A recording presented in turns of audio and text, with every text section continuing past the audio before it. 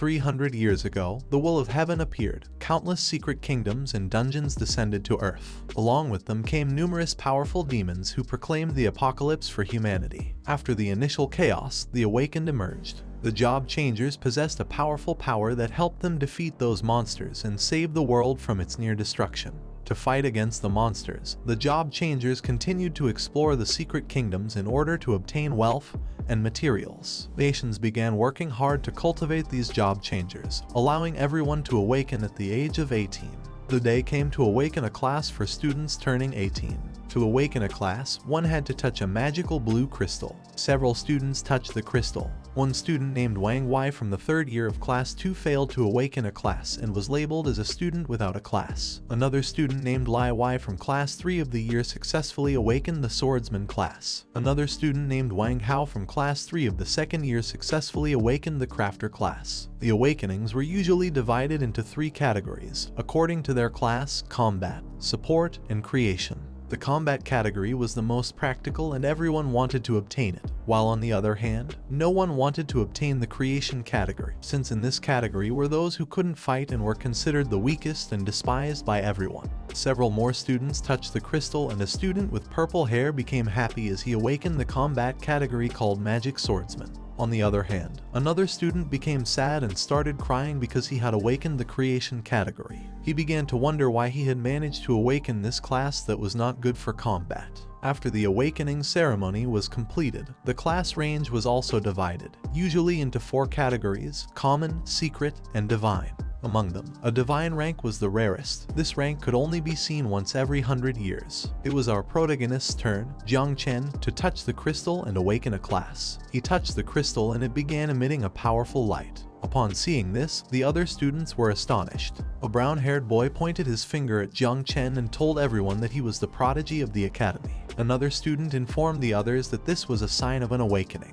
While Jiang Chen was touching the crystal, it began to emit a powerful light that started advancing rapidly towards the sky. The students began to wonder what rank this class was. Several thought it could be a divine class, as Jiang City hadn't produced a divine talent in hundreds of years. In a matter of seconds, the crystal started emitting a powerful light that formed a giant tree in the sky, visible from every corner of the city. It was said that every time a divine rank class awakens, a phenomenon occurs that can shake the heavens and the earth. Several seconds later, the awakening of the class was successful, and while Jiang Chen was touching the crystal with one hand, he put his other hand in his pants pocket and simply stared at the sky. At that moment, Director Wang appeared. He approached Jiang Chen and congratulated him for being the pride of the school. Although he knew that Jiang Chen could awaken a combat class, he did not expect him to awaken a divine class. After saying this, Director Wang asked Jiang Chen which class he had awakened. Jiang Chen turned his head slightly towards the director and was somewhat surprised. With a smile, he explained to Director Wang that the class he had awakened was not a combat class. Upon hearing this, Director Wang was shocked. With a surprised look on his face, he started looking at Jiang Chen. Seeing that Jiang hadn't awakened a combat class, he asked him if he had then awakened a support class. Jiang Chen turned his body towards Director Wang, extended his hands to the sides, and plants made of spirits appeared in the palms of his hands. He revealed to everyone that he had awakened the creation class of divine rank called Spiritual Master. He also added that this talent was meant to assist with the growth of plantations and small creatures. Upon hearing this, both the director and others were shocked. With a surprised look, he began to stare at Jiang Chen and explained that this was bad because the creation class did not have combat abilities, so even divine rank was considered useless. The professor accompanying Director Wang asked Jiang Chen not to be discouraged since even if he couldn't fight, at least he could be safe. He explained that spiritual masters were quite popular in the field of research. He also added that the recommendation he had promised was no longer possible. He advised Jiang Chen to enter the research field as a professor could get him a letter of recommendation.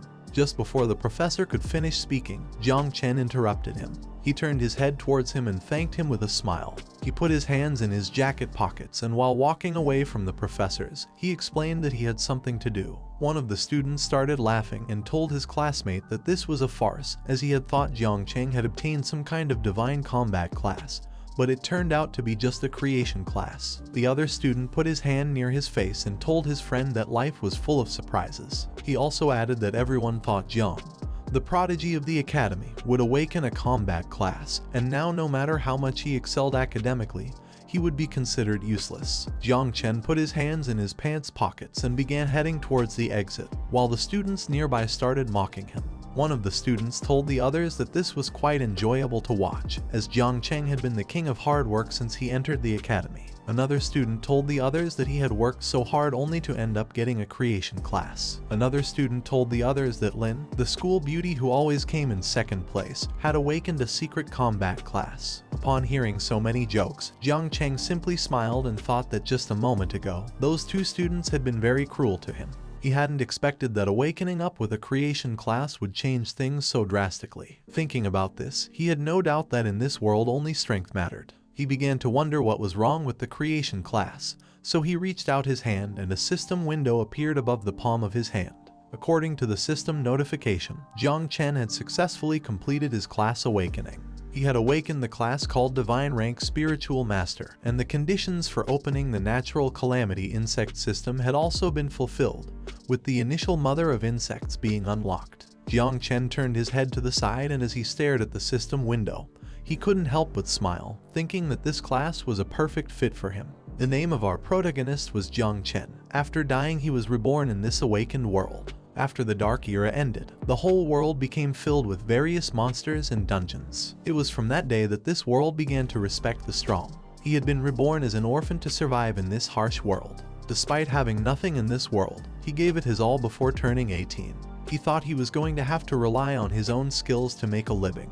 To his surprise, a month ago, on an ordinary day, a system window appeared in front of him to inform him that the Insect Calamity system would be merged after class awakening, and the system would activate after a successful transfer. Jiang Chen put his hand on his chin, and while looking at the system window, he thought that the insect race, which had once devastated humanity during the Dark Era, was an extremely powerful race. He had heard that the last time a natural calamity occurred, 9 out of the 12 kings of the human race were sacrificed to seal it. He clenched his fist tightly and thought that in this world, strength was everything. There was nothing to doubt. He began to stare fixedly at the system window, and while his body emitted a powerful energy, he thought that as long as he could use the strength of the insect race for himself, the insect race would have no chance against him. Without thinking any further, Jiang Chen activated the system, and by doing so, he was teleported inside the system. He started looking around and became somewhat confused. He began to look ahead. He put his hand near his head to cover his eyes and thought that this was his own sea of consciousness. In front of him there was a great spiritual tree. Upon seeing this, Jiang Chen began to wonder if this was his talent. He had not expected it to be a tree. More system windows appeared. Jiang Chen had several class talents.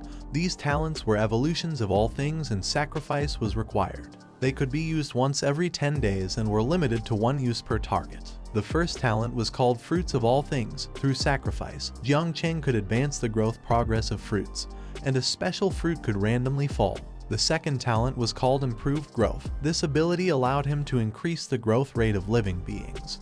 Currently, this ability increased the growth rate by 10%. By using this ability, Jiang could accelerate the growth of all living beings, and the duration of cooldown was 8 hours. Jiang Chen put his hand on his chin, and while he was looking at the system window, he thought that this system was good since it had even proactively analyzed his talent. Although these talents seemed to lack combat ability, each one could be applied to his system. While he was distracted, a system window appeared asking him if he would like to start summoning the mother insect. Without hesitation, Jiang Chen asked the system to summon the mother insect. At that moment, an evil energy began to emerge from the ground, and a system notification window appeared to inform him that the mother insect was being summoned. As Jiang stared at the energy, he thought that the mother insect had a strong presence. Several seconds later, another system window appeared to inform him that the summoning of the natural calamity rank mother insect called 9 Wings of Miasma had been successfully completed. The mother of the insects was a gigantic creature. She began to stare at Jiang Chen, who took several steps back and was amazed. The status window of the mother of the insects appeared. She was called 9 Miasma Wing. From the abyss she was known as the Sovereign of Death. Once as a calamity, she caused a catastrophe as great as a natural disaster and then disappeared during the Third Era. The current devouring value of her was 0%. Jiang had a 100% affinity with the insect mother. Jiang had to proceed with the devouring and start breeding the next generation of insects to unlock abilities. The insect mother approached Jiang, who was amazed and began wondering why she was so enormous. The insect mother began to stare at Jiang and addressed him as a master. She introduced herself as Little Nine and explained that she was very hungry and wanted to devour fierce beasts. Another system window appeared to inform him that the growth rate of the insect mother had increased by 10%. Now, Jiang could use a sacrificial object to enhance this target. The first enhancement would not consume any sacrificial objects thanks to his talent. Jiang slightly raised his head, and while looking at the system window, he thought that now that he didn't need to use a sacrificial object, there was no time to waste. Without hesitation, he asked the system to upgrade the insect mother. The body of the insect mother began to envelop itself in a powerful green light, and while Jiang was observing this, he thought that she needed to devour in order to level up, so she wasn't going to be easy to please. The body of the insect mother started emitting a powerful aura, and quickly Jiang assumed an offensive stance. Little by little, the insect mother began to evolve and take on the form of a human woman. Several seconds later, the insect mother successfully evolved. Her body began to emit a powerful aura. She had white hair and wore armor. With a murderous look, she started staring at Jiang. Slowly, she began to advance towards Jiang, and a system window appeared above her head. The Queen of the New Plague had undergone a vital transition and leveled up.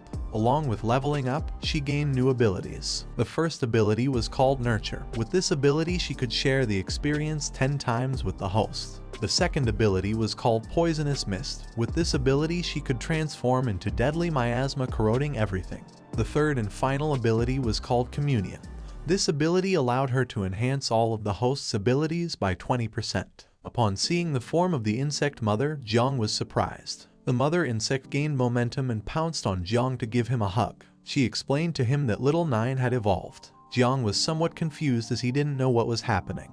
He turned his head slightly towards her and couldn't help but blush upon seeing that the insect mother had evolved into a human form. She stopped hugging Jiang, and he started stroking her head. She closed her eyes, clenched both fists, and referred to Jiang as a master. With a smile, she explained that Little Nine wanted to devour flesh and blood. While Jiang was stroking her head, a status window appeared above her head. Her name was Nine Miasma Wing, and she had 4 abilities: Poison Mist, Feed, Fury, and United. Currently, her devouring value was 0. Once the devouring value bar was filled up, she could start spawning offspring. She had 2 passive abilities called Experience Return and Attribute Enhancement. While Jiang was stroking Little Nine's head, he started looking at her stat window and thought that the spiritual master talent could accelerate the devouring growth of the insect mother, as well as her experience growth, which in turn would speed up his own improvement. Furthermore, the insect mother was capable of increasing all his attributes by 20%. Jiang's class and this system were a perfect combination. With this, he didn't need a combat class. He extended his hands to the sides, and a bunch of insects started coming out of the palm of his hands. He turned his head towards the insects and was amazed. As long as he killed and devoured quickly, he could soon have an army of insects. Jiang turned his head towards the great spiritual tree and thought about what the system message had just mentioned. Insects, abyss, a catastrophe as big as a natural calamity. Combined with this incomplete information, it was clear that this was not something that could easily be shown to others. Being discovered could lead him to his demise. He put his hands in his pockets, and while he was looking at the spiritual tree, for now he decided to use his class identity as creation, and the poisonous miasma abilities of the insect mother as cover to devour monsters and increase his strength. Hiding was not Jiang's style. He wanted to become strong enough to show off his skills to the world. While he was lost in thought, the sea of consciousness water began to move. Seeing this, the insect mother quickly jumped up and started flying. As they both looked at the water, Jiang explained to her that this could only mean one thing.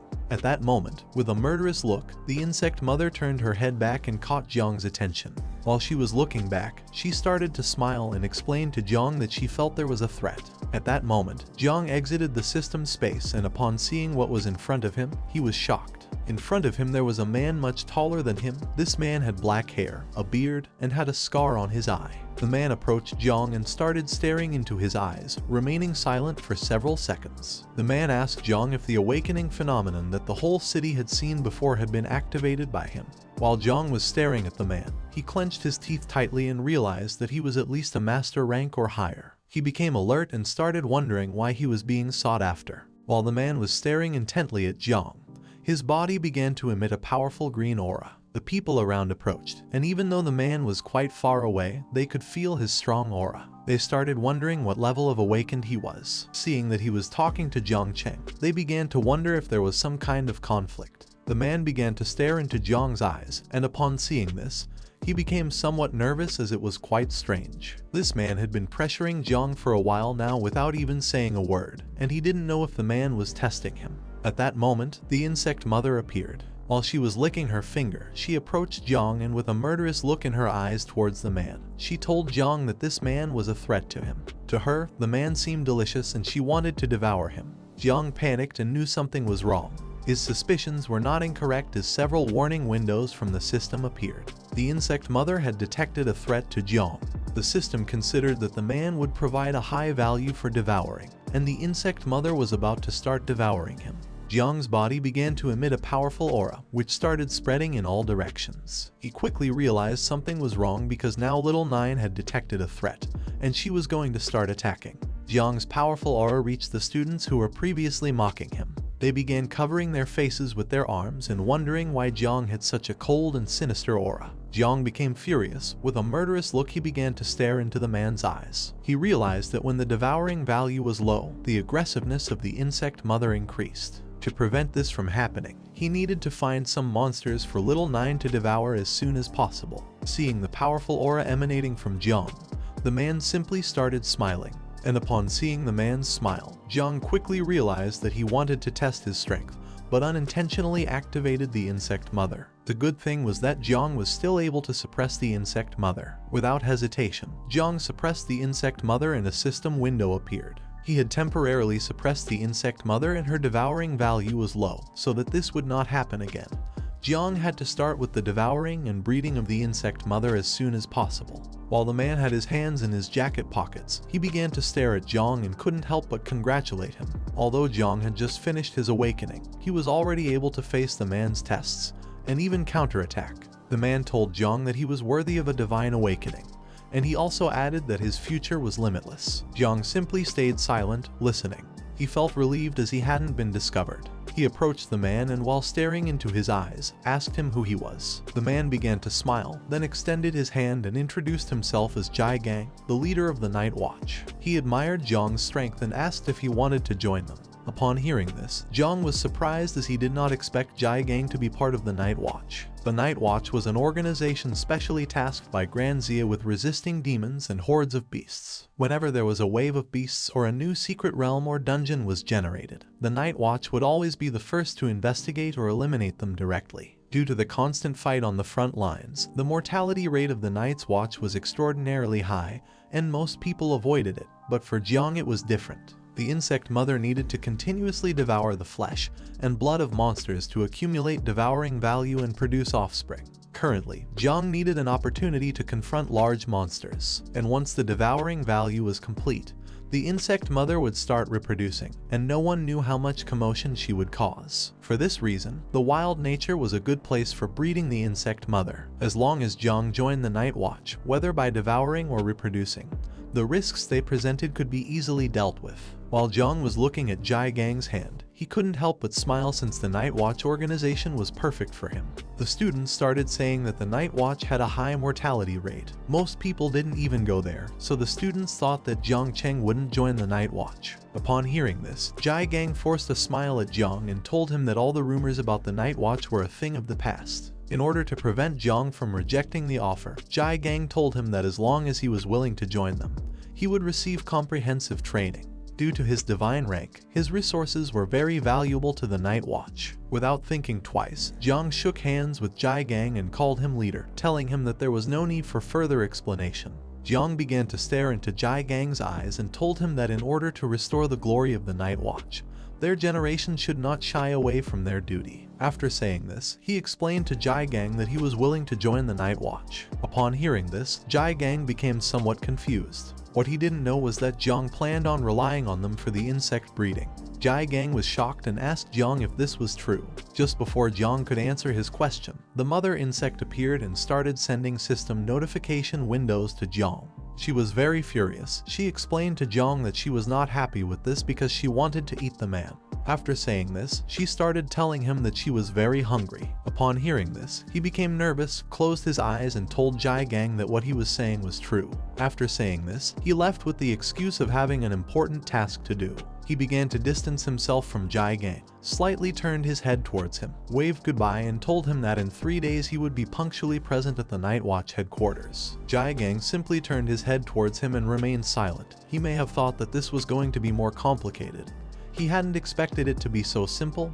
He had forgotten to ask Jiang what hidden profession he had. At that moment, 2 men fell from the sky and landed near Jiang. One of them was the 8th elder of the Martial Arts Academy. Jiang turned his head towards them and told the elder that if he was here to snatch people from the Night Watch, then he had arrived too late. The elder asked Jiang where the guy who awakened a divine rank creation class was. Upon hearing this, Jiang became somewhat confused. He turned his head towards the old man and asked him what he was talking about. The old man approached him and, while looking into his eyes with a surprised expression, asked if he was planning to let a divine ranked awakened from the creation category join the Night Watch just to die. Upon hearing this, Jiang realized that Jiang had the divine rank creation class. At the same time, Jiang went to the city. A man named Uncle Wang asked him if he had been the one who caused the phenomenon in the main city. Jiang replied yes. A woman with purple hair approached Uncle Wang. She put her hand on her waist and asked him to lower his voice or he could die if someone looking for trouble came. Uncle Wang put his hand behind his head, closed his eyes, and started laughing. He told her that he was always talking non-stop. Jiang approached them, closed his eyes, and with a smile he reassured Uncle Wang not to worry because this was not something embarrassing. Uncle Wang turned his head towards Jiang and told him that even though the creation category couldn't fight, he had heard that companies always cultivated spiritual plants that needed people from the creation category. He told Jiang that if his parents were here, they would be very proud of him. Throughout the years, Jiang had been able to survive thanks to the support of everyone living in the same building as him. With a smile, he told them all that he wouldn't forget them in the future. Uncle Wang asked him not to worry about these small things. He also added that Jiang had arrived at the right time as they were about to go to a beginner-level secret realm to obtain some equipment. Uncle Wang wanted Jiang to join them and level up together. Jiang accepted the proposal and thanked Uncle Wang. At that moment, a system message appeared because he had completed the team formation. Several minutes later, Jiang and the others crossed the portal and entered the secret realm. While Jiang had his hands in the jacket pockets, he began to look around and started wondering if this really was the interior of the secret realm. At that moment, the torches of the secret realm lit up because the matching had been completed. All the monsters inside started looking towards Jiang and the others. This secret realm called Temple of the Dead was a C rank one, and it was currently open. The secret realm guaranteed a 100% drop rate for items and equipment. Experience points were going to be calculated after completing the secret realm. Voluntarily leaving halfway meant giving up on both experience and equipment. Uncle Wang became somewhat nervous as he realized that these monsters were undead soldiers. He began to wonder why the secret realm system had matched them with a dungeon of this level. Jiang started looking at the undead soldiers and realized that this secret realm was not going to be easy to deal with. The girl with purple hair approached them and explained to Uncle Wang that because Jiang was a divine ranked awakened, the celestial system had assigned them a higher level secret realm. Uncle Wang slightly turned his head towards her and reminded her that Jiang Chen had awakened in the creation category. The girl with brown hair also approached Uncle Wang, and while looking at the undead soldiers, she asked him why they didn't abandon this secret realm.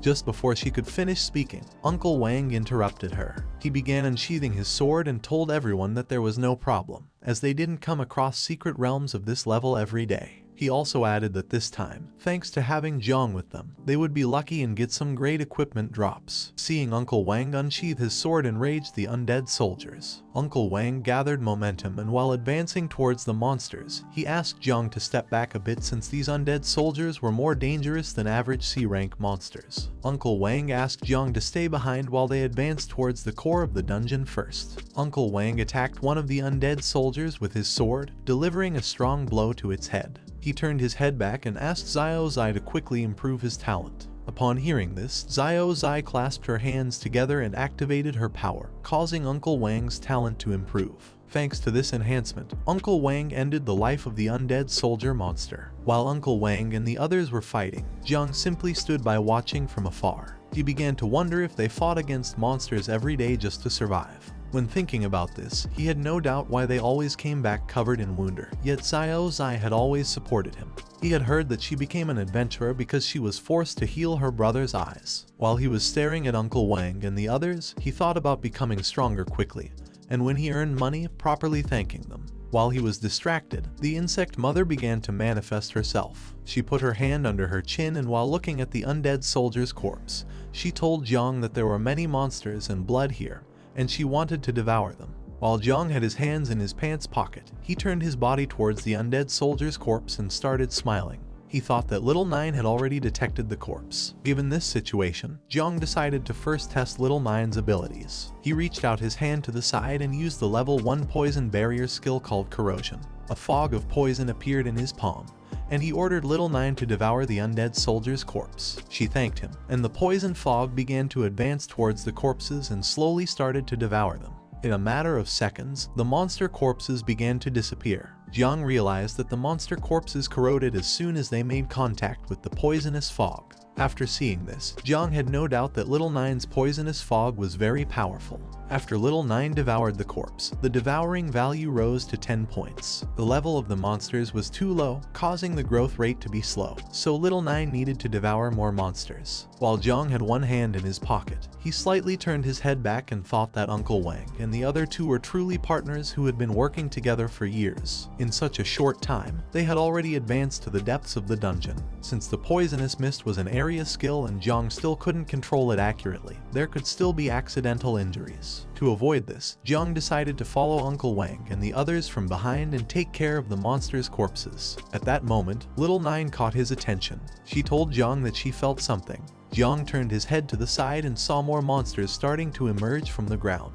Little Nine told him that she sensed freshness and blood in that direction. These monsters were level 10 shadow lurkers. They had a strength of 20 points, agility of 15 points, defense of 10 points, and stamina of 5 points. These monsters were lurking in the shadows to hunt down the weaker stragglers. While Jiang was staring at the shadow lurker monster, he began to wonder if its name was in red because its level was much higher than his. However, in terms of attributes, these monsters were completely inferior to Jiang, who had the skill enhancement united. A statistics window of Jiang appeared. He had a devouring value of level 1.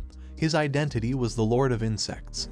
His occupation was Divine Rank Spiritual Master, and he had 3 level 1 talents called Growth of All Things, Divine Evolution, and Ancestral Tree of All Things. Jiang possessed the insect mother named Little Nine, or better known as Nine Miasma Wing. She had a natural Calamity level. He didn't have any equipment. He had 35 points in Strength, 31 in Agility, 27 in Endurance, and 20 in Constitution. His combat power score was 41 stars. Currently, he had 2 active passive abilities called Experience Return and Attribute Enhancement. The current devouring value was 100 and the current experience was 0. Jiang decided to test his skills. He reached out to one side and gave Little Nine the command to transform into a poisonous mist and follow him. She listened to him and transformed into a poisonous mist, which began to stick to the ground. At that moment, the monsters called Shadow Lurkers started advancing rapidly towards Jiang. He brought his hand close to his face, and while his hand was releasing the poisonous mist from Little Nine, he started staring at the monsters. Several seconds later, he began running towards them. Upon seeing this, the monsters tried to attack Jiang, but he dodged their attacks and in the process touched their bodies with his hand, infecting them with the poisonous mist. The monsters began to look towards the body part where Jiang had touched them, and upon seeing poisonous mist, they became confused. While Jiang was staring at the monsters, he extended his hand towards them, then clenched his fist tightly and started smiling. At that moment, Little Nine's poisonous mist grew thicker and slowly began to corrode the bodies of the monsters, gradually destroying them. Jiang simply turned his head towards the monsters and remained silently watching. At that moment, several system windows appeared, and he gained 200 special price. While Jiang was looking at the corpses of the monsters, he thought that they were no match for him. He began to smile as he saw that the devouring value was also increasing rapidly. As he was lost in his thoughts, Little Nine appeared and informed him that more blood food had appeared. Behind them, more shadow lurker monsters began to appear. Jiang simply put his hands in his pockets and remained silent without making any movement. Then he turned his head towards the monsters, and while staring at them intently, he felt worried about Uncle Wang and the others as he realized that there were actually many hidden monsters in this dungeon. He decided to quickly finish off these monsters to go check on how Uncle Wang and the others were doing. He asked Little Nine if she would be able to deal with the monsters. Little by little, she began to manifest herself through the poisonous mist. While staring at the monsters, she reached out her hand towards them and asked Jiang to leave them in her hands. As for her, all these monsters were small prey. Several minutes later, Jiang went to where Uncle Wang and the others were. Upon arrival, he saw that Uncle Wang was quite injured. The two of them were surrounded by monsters. Uncle Wang was holding the sword with both hands and had his back against Xiao's back.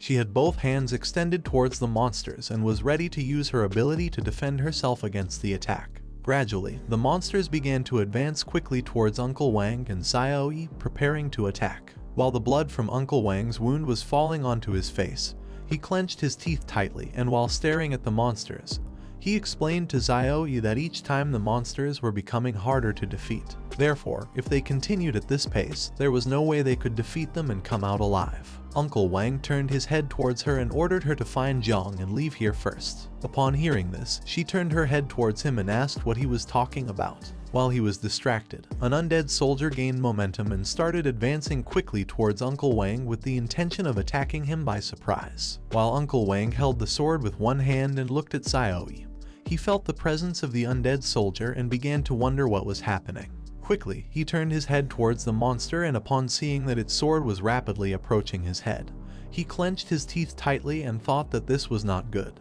At that moment, Jiang appeared. He reached out towards the monster and used Little Nine's poisonous mist ability. Just before the undead soldier's sword could impact Uncle Wang, the poisonous mist stuck to its body and slowly began to corrode it, destroying it in the process. While little by little the body of the undead soldier was disappearing, Uncle Wang turned around, and upon seeing this, he was surprised and confused at the same time, and began to wonder what was happening. At that moment, Jiang asked Uncle Wang and the others if they were okay. Upon hearing Jiang's voice, Uncle Wang turned his head back, and upon seeing Jiang, he clenched his teeth tightly and remained speechless. As Jiang slowly approached them, he reached out his hand to one side and used Little Nine's poisonous mist, infecting the undead soldiers and destroying them in the process. While little by little all the undead soldiers were being corroded, Uncle Wang turned his body towards Jiang.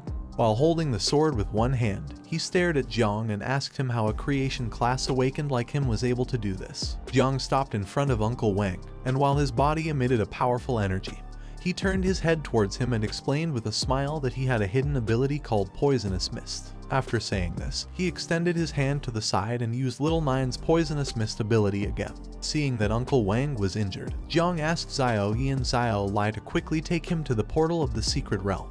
He also added that he planned to stay behind to cover them. Upon hearing this, everyone was left speechless. With a surprised look, Uncle Wang started to stare at him and told him that even though Jiang possessed a divine class, this was too dangerous. Xiao also began to look at Jiang with a surprised expression and asked him to join them instead of staying here fighting against the undead soldiers. While they were talking, Xiao Lai simply put her hand near her mouth and remained silent. Jiang turned his back on them, and as his body emitted a powerful energy, he slightly turned his head towards them and reassured Uncle Wang not to worry because he wouldn't have any problems. After saying this, Jiang turned his back on Uncle Wang and the others, and as his body emitted a powerful energy, he slowly began to approach the monsters. At that moment, the system notified everyone that due to the number of people in the last level of the secret realm meeting the requirements, the boss of the secret realm was being summoned. While Uncle Wang was watching Jiang move away from them and advance towards the monsters, he tried to stop him, but just before he could speak, Xiao interrupted him. She turned her head towards him and reminded him that Jiang was not a reckless person, so she asked him to trust him. After much consideration, Uncle Wang decided to trust Jiang.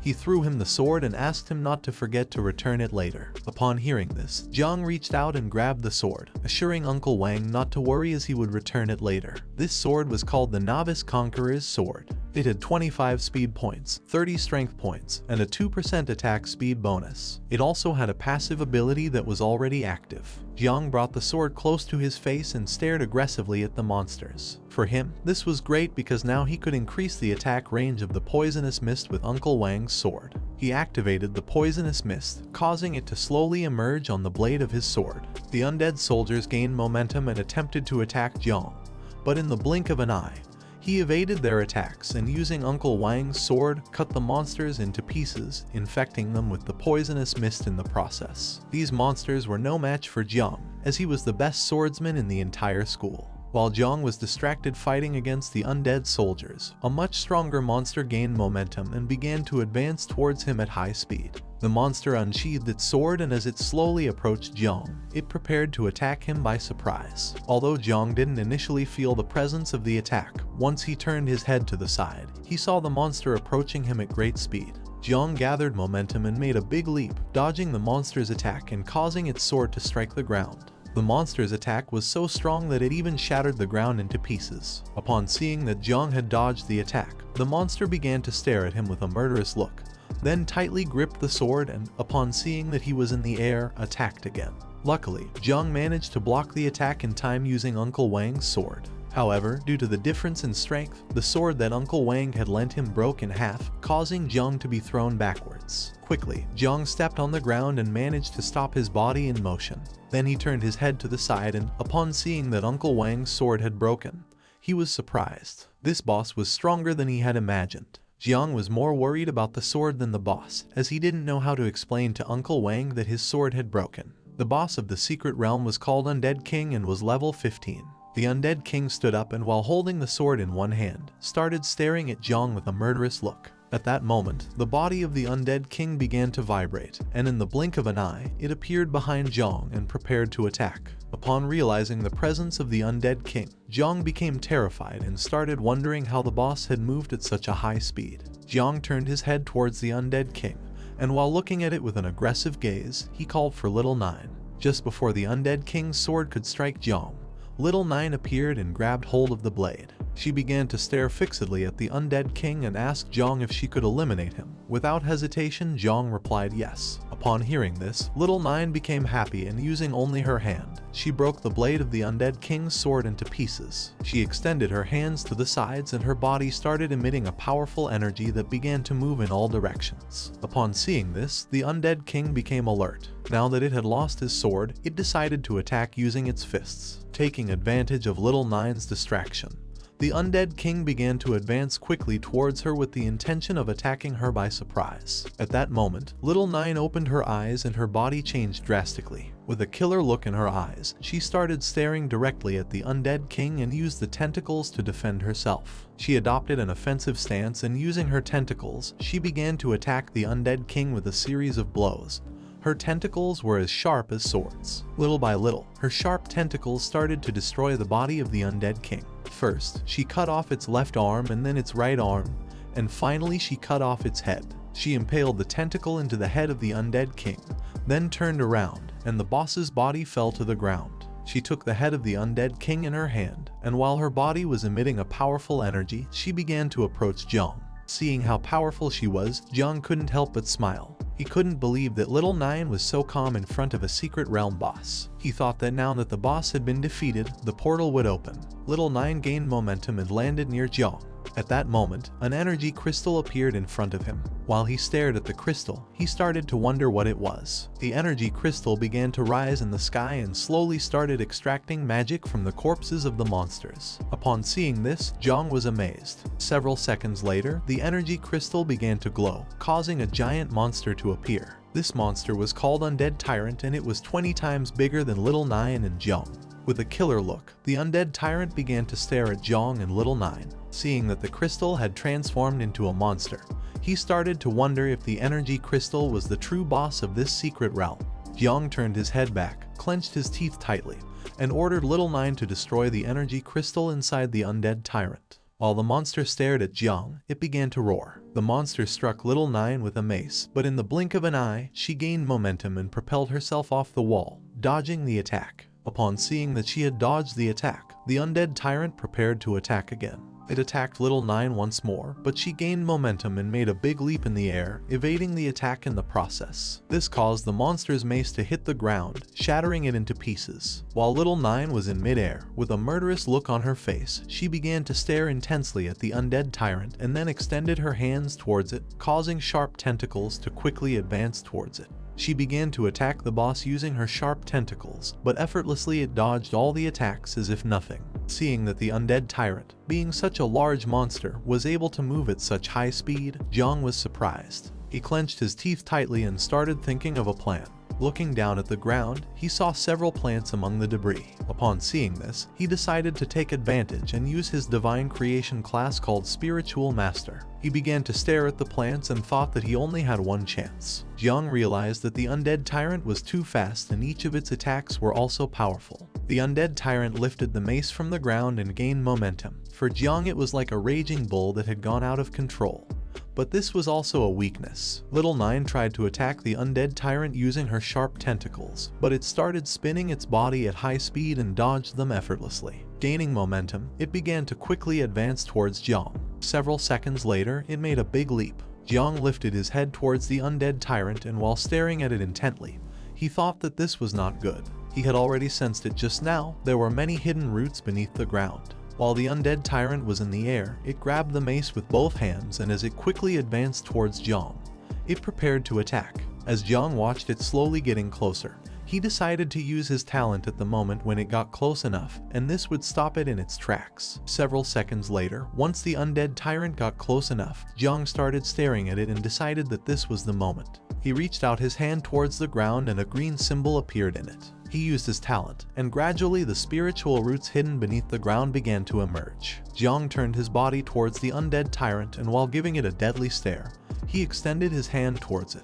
In a matter of seconds, 4 spiritual roots emerged from the ground and attacked the undead tyrant, piercing through its body in the process, and trapping it in midair, rendering it unable to move. While Jiang had his hand extended towards it, and his body was emitting a powerful aura, he began to look at Little Nine and told her that it was now her turn. In the blink of an eye, Little Nine reached the undead tyrant. She placed a hand on its head, and while preparing her claws with the other, she stared at it with a murderous gaze and responded to Jiang with the understood master. Upon realizing that Little Nine was ready to attack, its expression changed drastically as it realized that something bad was about to happen. It tried to defend itself, but it was in vain. Just before it could make a move, Little Nine gained momentum, and using her sharp claws and tentacles, she attacked it, piercing its body in half and destroying the spiritual roots in the process. In a matter of seconds, the undead tyrant's corpse fell to the ground, while Jiang had his hand extended towards the sky and was controlling the spiritual roots. He began to stare at the undead tyrant's corpse and couldn't help but feel proud. He had managed to defeat the undead tyrant. Jiang's ability was secure enough, so as long as he used his skills properly, he could still play a great role in battles. While he was lost in his thoughts, a system notification appeared to inform him that the growth acceleration was on cooldown for 8 hours. Because of this, slowly but surely, the spiritual roots began to disappear. Several seconds later, the core emerged from the undead tyrant's corpse. Upon seeing this, Jiang decided to break it immediately. Just before the core could fly away, Jiang approached and grabbed it with his hand. He then clenched his fist tightly, shattering the core into pieces. As the fragments of the core gradually fell to the ground, Jiang started staring at his fist with an aggressive look and thought that this was the end. At that moment, several system notifications appeared, congratulating Jiang for clearing the C-rank secret realm called the Temple of the Undead. The system began calculating the contribution and a few seconds later, successfully generated the secret realm score. Jiang Chen, who was level 0 and had the class of Spiritual Master, obtained an S rating in this secret realm. Wang Yi, who was level 12 and had the class of Swordsman, obtained a B rating. Liu Ying, who was level 11 and had the class of Warlock, obtained an A rating.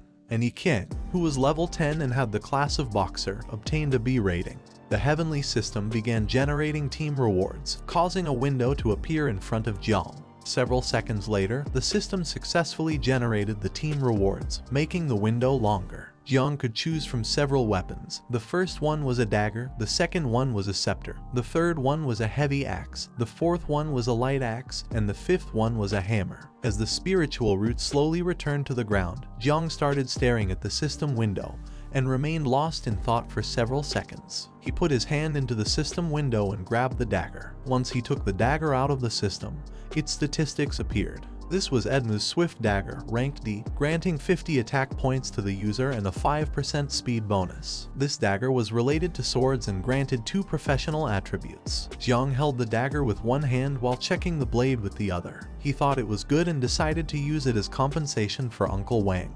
He turned his head to one side and while looking at the system window, he thought there was a lot of equipment. It didn't take him long to realize that all of the equipment was geared towards combat. He wasn't sure if there was anything suitable for the creation classes. He approached the system window, put his hand inside the system, and decided to take a look at the attributes of each equipment. He grabbed the hammer from the system window, and once he pulled it out, the hammer hit the ground because it was very heavy. This hammer was called Call of the King, granting 100 strength points to the user and deducting 100 agility points due to its weight. The attribute of this weapon was that the user had a 10% chance to trigger 5 times more critical damage. While Jiang was trying to lift the hammer from the ground, he began to feel a new sensation. A notification window appeared to inform him that the experience was being rewarded. Upon seeing this, he quickly realized that the system was giving him the experience points he had obtained from this secret realm. Although the hammer was very heavy, thanks to the experience, Jiang gradually became able to lift it. In a matter of seconds, he was able to lift the hammer as if it were nothing. Another notification of the system appeared to inform him that the United ability was in effect. Now all of Jiang's attributes had increased by 20%. While his body was surrounded by a powerful energy, and with one hand he was lifting the hammer, he put the other hand in his pants pocket and turned his head towards the hammer. Under the passive ability of the Insect Mother, he had reached level 6. In this way, the effect of United was also more prominent. He also realized that the physical combat ability increased along with the level. While he was lost in his thoughts, Little Nine approached him. She grabbed his shirt and got his attention. Upon hearing her voice, Jiang snapped out of his trance. She turned her head towards him and while pointing at the system window with her finger, she asked if she could eat all this as a reward. He put the hammer on the ground, turned his head towards her and while looking into her eyes, he pondered for several seconds. He turned his head towards her and told her that Little Nine couldn't eat the equipment, as it was for Uncle Wang and the others to exchange for money. He also added that if Little Nine ate it, then she would have a stomachache. Upon hearing this, she placed one hand behind her back and while touching her lips with the other, she began to look at Jiang with a sad expression. Then, she turned her body towards the undead tyrant's corpse and asked Jiang if she could devour it. He had completely forgotten about the remains of the boss. The devouring value was precious and could not be lost. While his body was surrounded by a powerful aura, he turned his head towards the corpse of the undead tyrant and gave Little Nine permission to devour it since it belonged to her. Without hesitation for a second, Little Nine approached the corpse of the undead tyrant, which was gigantic. While Jiang was looking at its corpse, he began to wonder if this boss wasn't a bit too big. Due to its large size, if Little Nine used the poisonous mist to corrode it, then it might take her some time. Little Nine extended her hands to the sides, closed her eyes, opened her mouth and told Jiang that she was digging. At that moment, her body started vibrating and in a matter of seconds she returned to her natural form. After returning to her natural form, she began to look at the corpse with a murderous gaze, opened her mouth, and started approaching it. Despite the fact that the undead tyrant's corpse was gigantic, compared to the mother insect's natural form, it was minuscule. Seeing that she had returned to her natural form to devour the corpse, Jiang was terrified. She opened her mouth and while rapidly advancing towards the boss corpse, she began roaring. She began to devour the corpse, creating a strong gust of wind in the process. Jiang took advantage of this and removed all the equipment from the system window. While holding the hammer with one hand, he started covering his face with the other. Little Nine's roar was too loud, but luckily they were in the secret realm. If this had happened in the main city, they would have been discovered no matter how well they tried to hide. Once she finished devouring the corpse, a system notification appeared and granted Jiang 400 devouring points. While Jiang was covering his face with his arm, he realized that the devouring value was increasing rapidly. He thought that, as expected, the value of the boss's meat was different. He realized that they needed to eat more boss-type monsters to increase the devouring value. While he was lost in his thoughts, someone started approaching them. Upon hearing the sounds of footsteps, he quickly turned his head back and clenched his teeth tightly as he realized that Uncle Wang and the others were coming because they had heard the noise Little Nine had made. The current devouring value was 8876 points. He approached Little Nine and asked her to quickly return to the other form. Upon hearing his order, she started smiling and replied with a understood master. For Jiang, this was a pity as the devouring value was so close to being filled. Several seconds later, Uncle Wang and the others arrived. Upon seeing the equipment on the floor, he realized that Jiang had indeed passed the level. Jiang explained to Uncle Wang that he had broken his sword, but in exchange, he gave him the dagger. Without hesitation, Uncle Wang took the dagger, and upon seeing that it was a rare item, he told Jiang that he would not pursue the matter of Jiang damaging his equipment. Xiao approached Jiang and explained that this necklace was also a rare item which could be sold for a lot of money. Yiqiang asked him how the hell he had defeated the boss alone. Jiang put his hand behind his head and replied that his poison seemed to be more effective in suppressing monsters like this boss. After saying this, with a serious look, Jiang began to look down at the ground. The secret realm had been perfectly cleared, but after a secret realm was cleared, it would not refresh again. Getting the devouring value from another boss should be enough to start breeding the swarm of insects. If Jiang wanted to find a new boss, then he had no choice but to go to the desert. Uncle Wang started looking at Jiang and told him that it was a shame he was going to the research department, seeing that he wasn't even level 1 yet could already defeat a boss monster. He told him that in the future, if Jiang leveled up, then he would be strong. After saying this, he asked him what his plans were now. Jiang turned his head towards him and with a smile explained that he hadn't told him before because he was afraid of worrying him.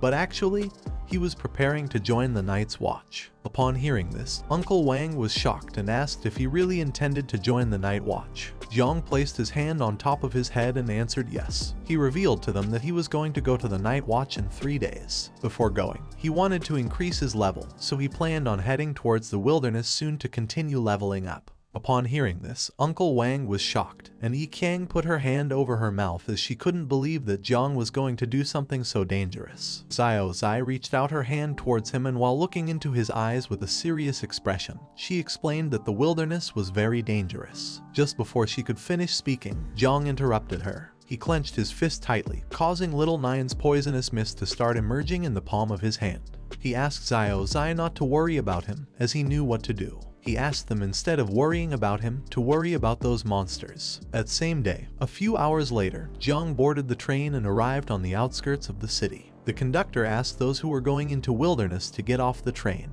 Jiang got off the train. He was wearing a cloak to avoid drawing attention.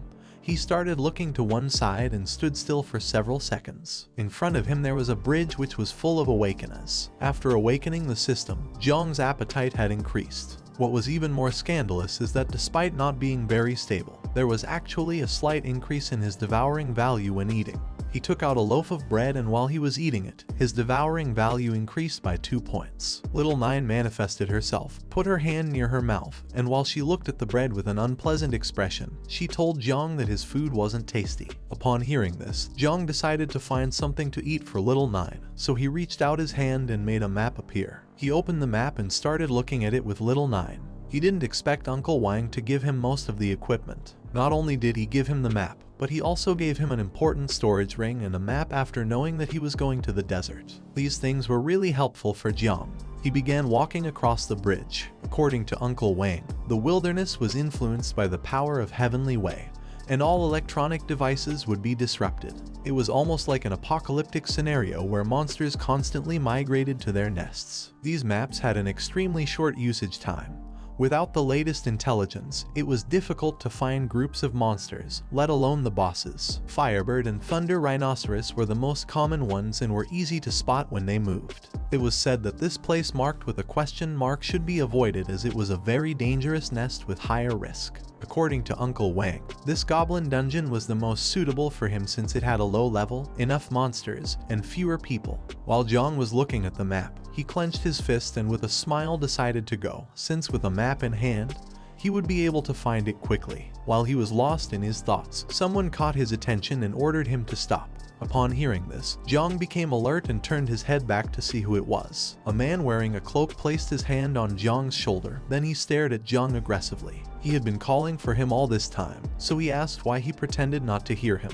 He just wanted to ask him something. He asked Jiang if he had seen a girl with golden hair around here. Jiang turned his head towards him and with a murderous look replied that he hadn't and also advised him to watch his mouth. At that moment, the poisonous mist from Little Nine started emanating from his shoulder and stuck to the man's hand. He quickly moved his hand away from Jiang's shoulder and became somewhat confused. While he was looking at his hand, he clenched his teeth tightly and began to wonder if this was poison. He didn't know how this could be possible since Jiang didn't seem to have reached level 10 yet. However, Jiang couldn't harm him as the man was a level 27 main defense warrior. Jiang turned his back and as he walked away, advised him to hurry up and find a healer since his poison must be difficult to cure. He also advised him to take care of his brain. After saying this, he bid farewell to the man. Upon hearing this, the man couldn't help but get angry. He called Jiang's attention and asked if he had given him permission to leave. Upon hearing this, Jiang turned his head towards him and began to look at him with a murderous gaze. The man approached Jiang,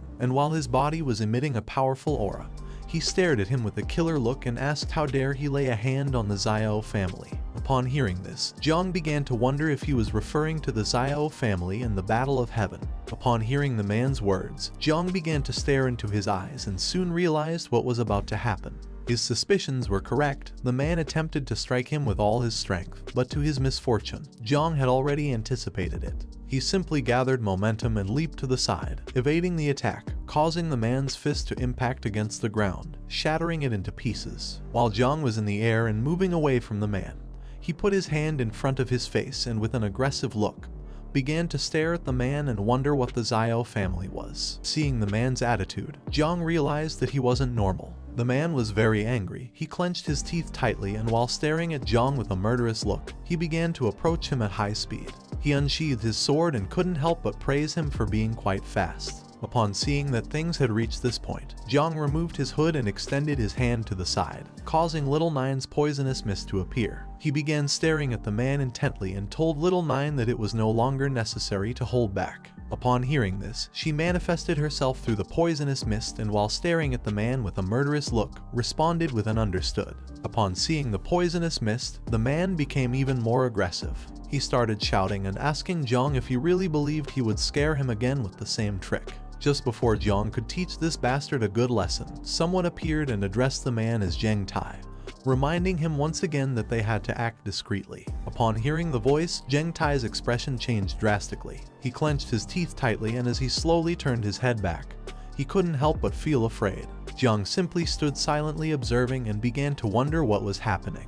A man with blue hair wearing a hood appeared behind Zheng Tai. He was quite angry. He started staring at him with a murderous look and asked him what he was doing here. When he had asked him to search for someone, Zheng Tai was scared shitless. He clenched his teeth tightly, and as he slowly turned his head back, he began to tremble and tried to give an explanation. But just before he could speak, the man interrupted him, turned around, slightly turned his head towards him, and with a disappointing look called him trash that only caused problems. Upon hearing this, poor Zheng Tai became even more scared shitless, and just before he could utter a word, the man delivered a strong punch under his chin, causing him to start bleeding from his nose. This man was part of the Xiao family. While his body emitted a powerful energy, he turned his head towards Zheng Tai and with a murderous look reminded him once again that he was nothing but a dog of the Xiao family who had no right to use the name of the Xiao family. Immediately, Zheng Tai fell to his knees on the ground, bowed his head before him, and apologized, explaining that he would not forget it in the future. Now that there was going to be no action,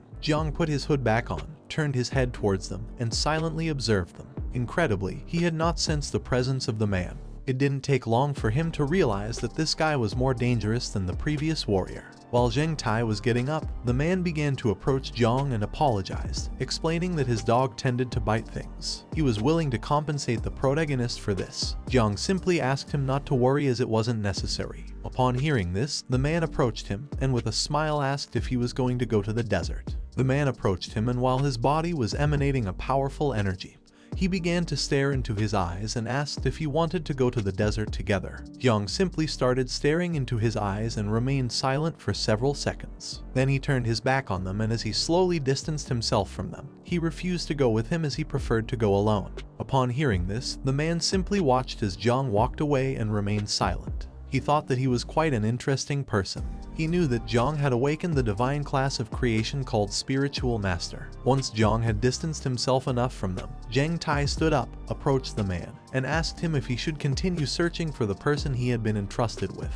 The man slightly turned his head towards him, and while looking into his eyes, he replied that no, because by the time he finished, it would already be too late. Besides, he had already found the clues. The girl they were looking for had escaped from the city and probably wanted to cross the desert to reach the nearest station. He took off his hood using his hand, and as he was moving away from Zhang Tai, he asked him not to allow her to arrive alive at the inn, giving him the order to call back all scattered servants and come with him to the desert. Zhang Tai placed both hands on his chest, lowered his head, closed his eyes, and responded with a understood. Humans had spread widely across this planet and had built countless cities. However, with the arrival of the awakened era, waves of beasts, secret realms, and dungeons invading human homes led to the constant remodeling of ancient human dwellings with great power. Nowadays, only the awakened ones who sought power would return to these places to fight against monsters, level up, and obtain wealth. Now these places are known as wild lands. Jiang began to advance through the area, and along the way he came across a bunch of rats. Several hours later, Jiang arrived at a remote and destroyed part of the city. While he was walking, he started to feel as if he had gotten lost. He was heading towards the goblin beast's nest, and he had been walking for several hours already. It was already nighttime and he still hadn't arrived.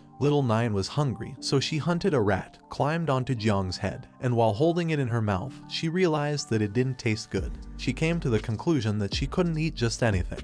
Along the way, Jiang had seen many monsters, but now that he had reached this area, he couldn't even spot a strong monster. These monsters granted a very low devouring value if Jiang didn't find a beast boss nest, considering the time it would take him to return.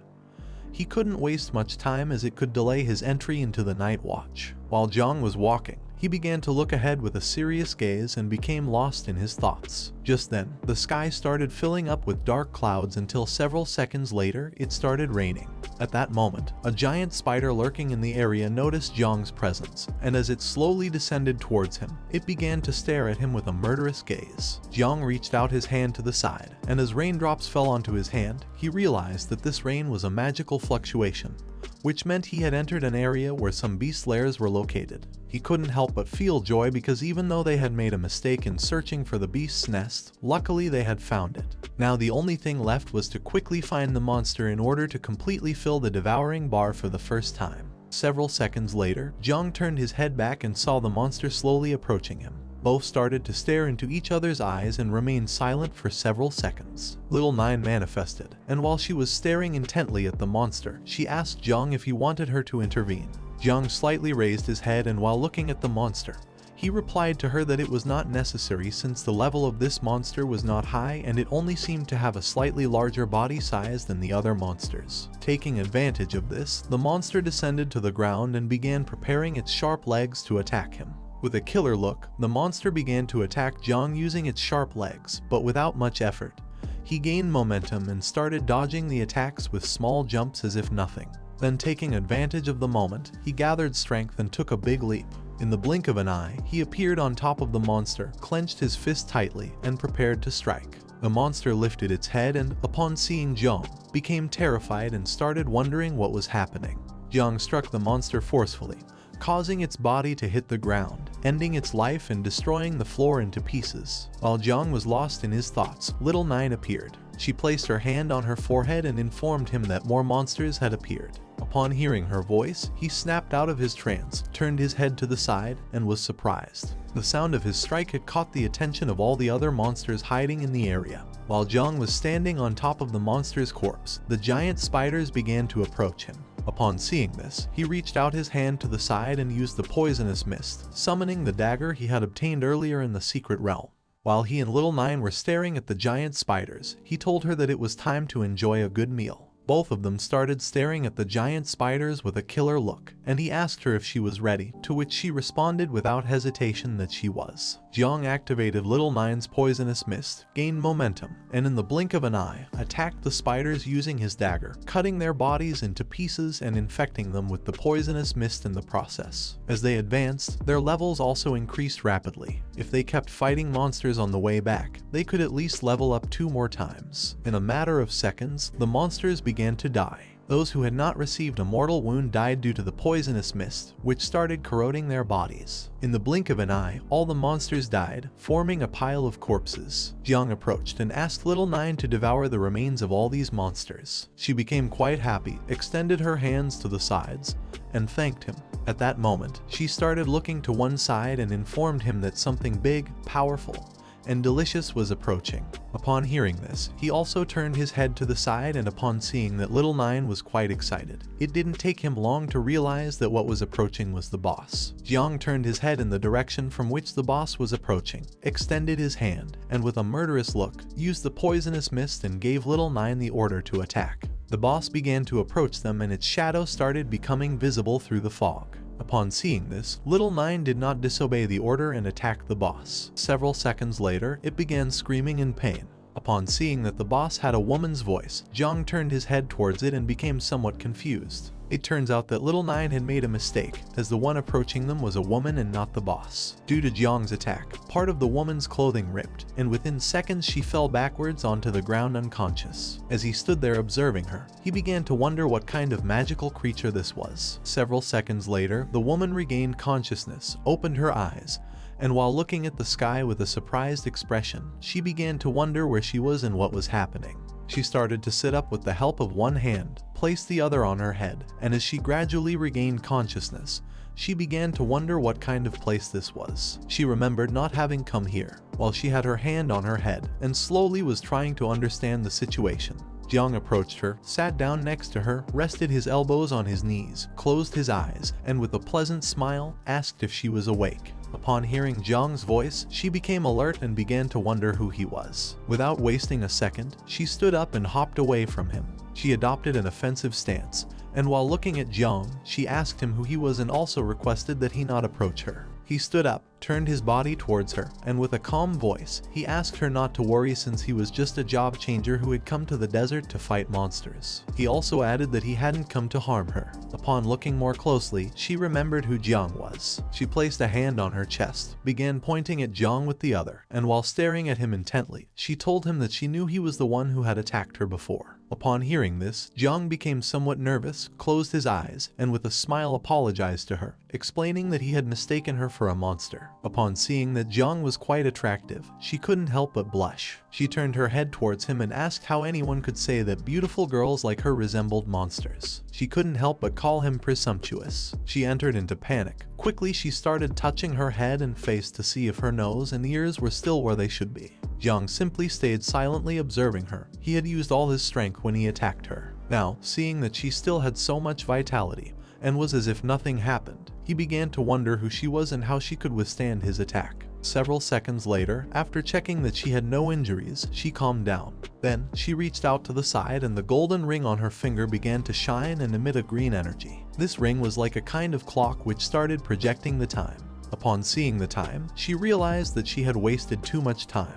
She turned her back on Jiang and while walking away from him, decided to leave quickly before they caught her. While she was slowly moving away, Jiang simply remained silent. He began to stare at her intently and started wondering why she was running away and who were the people chasing her. The woman moved away from him a little, but suddenly stopped abruptly. She put her hand on her mouth and started biting her nails. Jiang didn't take long to realize that something was wrong.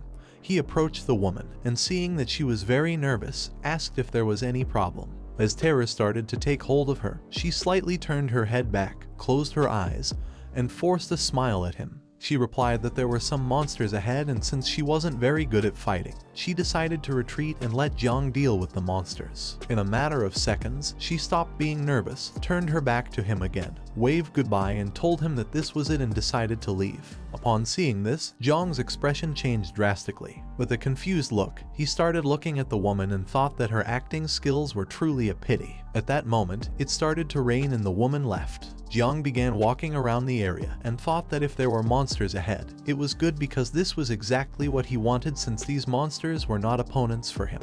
Although they gave him devouring points, there was a problem. Jiang slightly turned his head to one side and with a serious look, he thought that dealing with other job changers was going to be difficult. The desert had always been a lawless place where many people dedicated themselves to killing and stealing goods. He began to question whether it was a good idea to capture the woman from before and ask her again.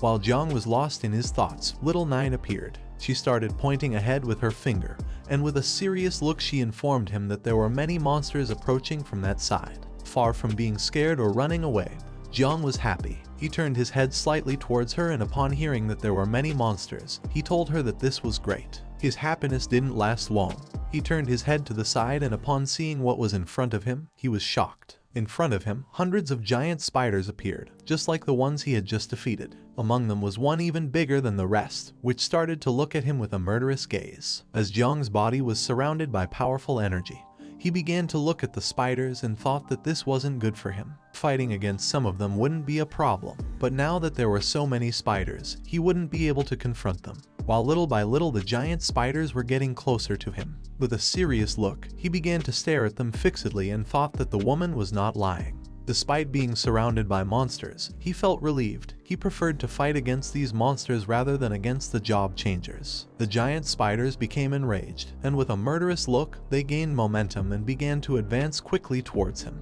Upon seeing this, Jiang couldn't help but feel happy, as he had no reason not to want the devouring value that was approaching him. Jiang unsheathed the two daggers, and as his body emitted a powerful and suffocating energy, he began to stare fixedly at the monsters, giving little Nine the command to activate the poisonous mist. She did not disobey the order and responded with a understood. At that moment, her poisonous mist began to emerge from the daggers he was holding.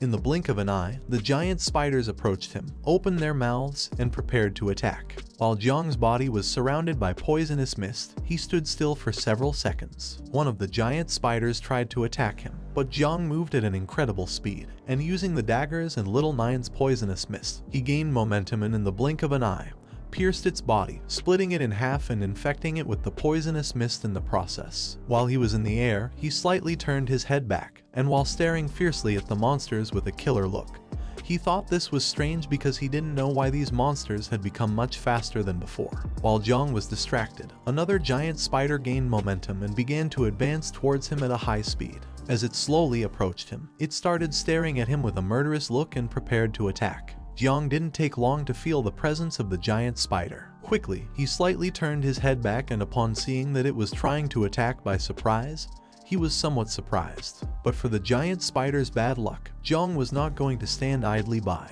Just before it could make a move, in the blink of an eye, Jiang cut its body into pieces using the daggers. The pieces of its body fell to the ground, and several seconds later Jiang landed on the ground. While he was holding the two daggers with both hands, and his body was releasing the poisonous mist of little Nine. With a murderous look, he began to stare at its corpse and realized that this wasn't right. Although he had reacted in time to the attack, and had ended its life in the blink of an eye, he had received a small cut on his abdomen in the process. At that moment, the small spiders began to advance rapidly towards him, and he didn't take long to realize that these monsters were actually cooperating with each other. Upon closer inspection, Jiang saw a spider that was very different from the rest. This spider had 6 eyes and was much larger, so he quickly came to the conclusion that this spider was the boss. Upon seeing this, he began to question whether this boss was commanding the others. In the blink of an eye, thousands of spiders appeared and surrounded Jiang. While his body was releasing little Nine's poisonous mist, he started staring at the boss, and instead of running away, he simply stood still. Jiang finally understood that the thousands of monsters living in this area had the same strategy, both in numbers and tactics, so it was not surprising that no one came here. With a serious look, Jiang began to stare at the boss and thought that the only way to defeat these small monsters was by killing the boss. Upon seeing the number of monsters present, he thought this was going to be a bit difficult. While he was lost in his thoughts, little Nine emerged through the poisonous mist and placed her hand on his shoulder, getting his attention. As she slowly manifested herself, with a serious look on her face, she began to stare directly at the boss and explained to Jiang that she was able to understand the situation. She revealed that these monsters were trying to challenge their master. Upon hearing this, Jiang became somewhat confused. He turned his head slightly towards her and asked what she was talking about. Little Nine thought that these monsters were really arrogant. She extended her hands to the sides, started looking up at the sky, opened her mouth, and let out a loud roar. Upon hearing little Nine's roar, the spiders finally realized that she was the insect mother, and without a second thought, all the little spiders began to flee. Seeing the spiders fleeing in disarray, Jiang was somewhat surprised and started wondering if the reason could be that these monsters were also insects. Little Nine approached Jiang, slightly turned her head towards him, and informed him that she had severed the connection between the boss and the little spiders. Jiang did not expect that Little Nine's skills could be used in this way. Now that the monsters were disoriented, it was going to be much easier for him to defeat them. He extended the two daggers to the sides, and while staring at the boss with a murderous look, he praised Little Nine for doing a good job and decided that it was time to finish off the boss once and for all. Upon hearing this, Little Nine began to return to her original form. She started staring at the boss with a murderous look and replied with a "Understood, Master." While Jiang's body was releasing the poisonous mist from Little Nine, he gathered momentum, took a big leap, and ordered her to follow closely. In the blink of an eye, using his daggers, he ended the lives of several monsters, cutting their bodies into pieces. He no longer had to worry about anything since without the boss's control, these monsters were in disarray. Jiang began to move at a high speed towards the monsters, and using his daggers, he started cutting their bodies into pieces. Now that the monsters were scattered and disorganized, they no longer posed a threat to him, so he didn't need to waste any more time. In a matter of seconds, Jiang finished off several monsters. Then, he gathered momentum, took a big leap, and as he was advancing quickly towards the boss, he thought that now there was only one objective left. The boss opened its mouth, and with a murderous look, it began to stare at Jiang and roar. Jiang decided not to back down and return the gaze. He prepared himself to attack and thought that the boss was the one who could provide the highest devouring value. The boss tried to defend itself, but it was in vain. Just before it could make a move, Jiang descended upon it and swiftly attacked its head with both daggers, infecting it with Little Nine's poisonous mist in the process. Despite the difference in size, within seconds, it lost its life and fell to the ground. Jiang landed on top of the boss's corpse. As he held both daggers in his hands, his body began to emit the venomous mist of Little Nine. He stared fixedly at its lifeless body and decided that it was time to breed the swarm of insects. Jiang approached the boss's corpse, started staring at it intently. He couldn't believe that he had finally defeated it. At that moment, a system window appeared to congratulate him for leveling up. Now he was level 14, had a power evaluation of 127 stars, and the passive abilities and level up effects were still in effect. Jiang clenched his fist, and it began to glow. He slightly lowered his head towards it, and with a smile he thought that as the level increased, the strength also continued to increase. He had 127 stars, which meant that his individual combat power was already almost equivalent to that of a level 25 professional in the combat class. He began to turn his head back, and thought that now he only had to devour the corpses of the monsters and obtain devouring points. Seeing how powerful Jiang was, and feeling the power of the mother insect, the small spiders started fleeing from the area. They were intelligent monsters and were fully aware that they had no chance of winning against Jiang. He turned his head back, and upon seeing the little spiders fleeing, he thought there was no longer any threat. It didn't take him long to realize that these spiders had understood the situation and were therefore escaping. Despite wanting to kill these monsters to earn points, he decided not to do so, as the most important thing now was to start breeding insects. He began walking towards the corpses of the monsters, and little by little, Little Nine started manifesting through the poisonous mist. With a killer look, Jiang began to stare at the boss's corpse, clenched his fist tightly, extended the other one towards the sky, and told Little Nine that now it belonged to her. Upon hearing this, she thanked him and then returned to her natural form. She then opened her mouth, took a leap, and started moving towards the boss's corpse. She began to devour the corpse, and a system window appeared to grant him 600 devouring points. While Little Nine was enjoying her meal, Jiang turned his body to the side, and with a serious look, he thought that elite monsters like this boss were different from the others since they could provide a high devouring value. He didn't take long to come to the conclusion that hunting and quickly breeding the swarm of insects was a good way to become stronger and hunt more elite monsters. Several seconds later, another system window appeared in front of him to inform him that the devouring value was full. The system asked him if he wanted to start the insect breeding. Jiang began to look at the system window, and upon seeing how quickly the devouring value had filled up, he was amazed. He soon realized that elite monsters gave much more points than normal monsters. Several seconds later, Little Nine returned to her human form, knelt before him, placing one hand on her knee and the other on the ground. Then she bowed her head before him and informed him that Little Nine was already ready to reproduce. She asked him to allow her to continue following him with a much stronger power. While Jiang's body was emanating a powerful aura, He turned his head to the side and remained silent for several seconds, lost in his thoughts. He slightly turned his head towards her, and with a smile, he decided it was time to start breeding the insects. At that moment, a system window appeared to inform him that Little Nine had already started the first generation of mass insect breeding. Jiang's body and Little Nine's body began to emit a wave of energy, and the system informed him that the accelerated growth of talents and the blessing of the growth of all things were in effect. With a serious look, Jiang started to gaze at Little Nine, and thought to himself that his passive skills were more effective for accelerating the insect breeding. Several seconds later, the mark of Little Nine appeared on his hand. Upon seeing this, he didn't take long to realize that this was a new ability. His assumption was correct as a system window appeared to grant him two new exclusive abilities called Insect Nest and Dominion.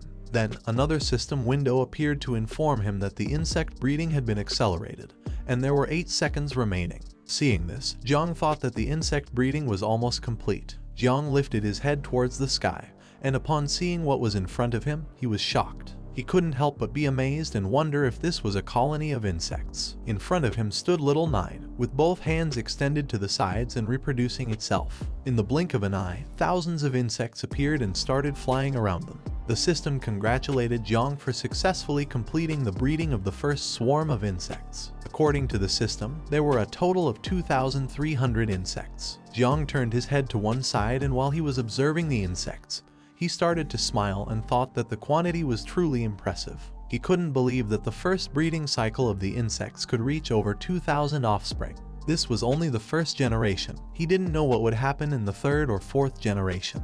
One of the insects approached Jiang. Sensing its presence, he turned his body towards it and began to caress its head. He really liked these insects, however, their abilities and Little Nine's were different. He noticed that the insects had also acquired some new skills. The insect status window appeared. It was called Son of 9 Wings of Miasma. It had 4 abilities. The first one was Poisonous Mist that allowed it to corrode and devour everything it touched. The second one was Camouflage. This ability allowed it to camouflage itself using the reflection of its wings. The third one was Frenzy. When it used this ability, the devouring value was continuously consumed, in exchange temporarily increasing strength and speed. The fourth and final ability was called Self-Destruction. This ability allowed it to explode its body, releasing toxins and causing massive damage in the process. Jiang thought that the camouflage and self-destruction skills seemed quite useful. While he was lost in his thoughts, Little Nine approached him from behind and gave him a hug. She closed her eyes and with a smile, she caught his attention. Upon hearing her voice, Jiang snapped out of his trance, turned his head slightly towards her, and couldn't help but smile and feel at ease. He turned his body towards her, began to caress her head, and with a smile thought that she seemed to have changed but not much. Little Nine closed her eyes, placed her hands on her chest,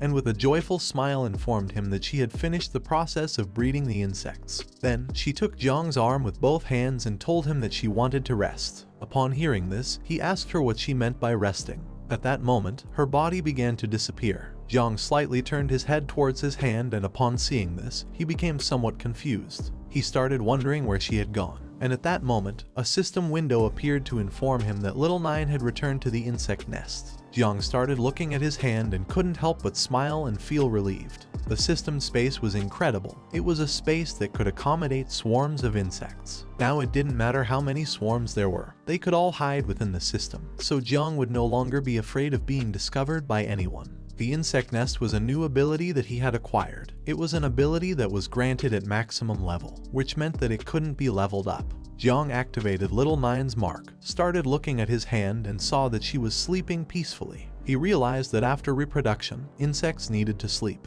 Jiang remembered that he had just acquired a new ability called Dominion, so he decided to test it out and see how it worked. He extended his hand to the side and activated the skill. As he did this, his body began to emit a powerful and suffocating energy, and his eyes started to shine.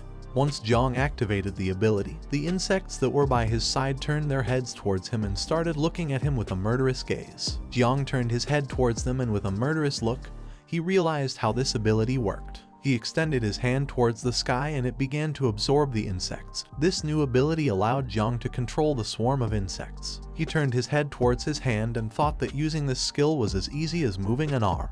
While Jiang's eyes were shining, he started looking ahead and was amazed. By using this ability, he could also use the senses of the insects. Now Jiang could perceive the world in the same way insects did. As he looked around, he saw that this place was filled with monsters, hidden and ready to stalk their prey. Jiang turned his head to one side, and upon seeing the behavior of the insects, he couldn't help but smile. He realized that they were also excited. With a killer look, Jiang and the insects began to stare at the monsters. While his body was surrounded by Little Nine's poisonous mist, he gave them the order to attack as it was time to test their new abilities. Upon hearing his command, thousands of insects destroyed a nearby building into pieces to attract the attention of all the monsters in the area. Their plan worked, as all the monsters near the area turned their heads towards where they were and slowly started approaching to see what was happening. Jiang decided not to wait any longer and go after the monsters. While his body was releasing Little Nine's poisonous mist, he began to approach the monsters, who soon realized what was about to happen.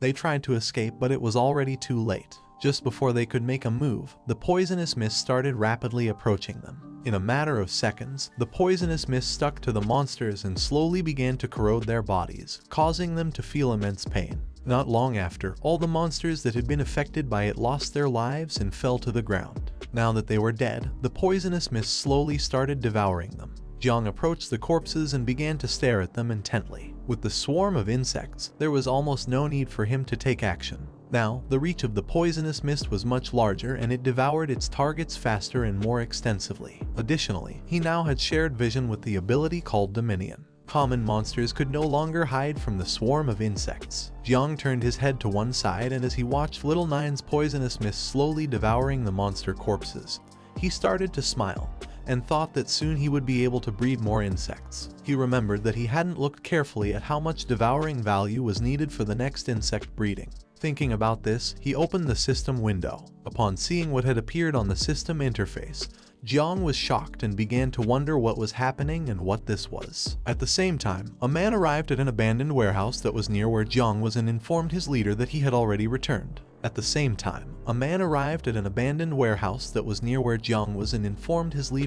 already returned. Upon seeing that he had come back, the leader asked him why he had taken so long and also gave him the order to quickly report on what was really happening in the spider's nest. This man was wearing a hood, had green hair, and was quite scared. He informed his leader that the spider's nest had been annihilated by someone mysterious and unknown, with a crushing annihilation that left not a single monster alive. His superior, who was a tall man with braids, couldn't believe what his ears had just heard. He turned his head towards his subordinate and with a surprised look asked if this was some kind of joke. He couldn't believe that someone had completely annihilated the spider's nest. Another man who was by their side approached them, and upon hearing this, he was shocked. The man with green hair approached them and with a serious look, he replied that this was true, adding that the city of monsters was in ruins. Upon hearing this, their leader put his hand on his chin, began to look towards the ground. He was unable to believe that the nest had been razed to ashes. This was too terrifying to hear. Although at first he questioned if the culprit could be a member of the Night Watch,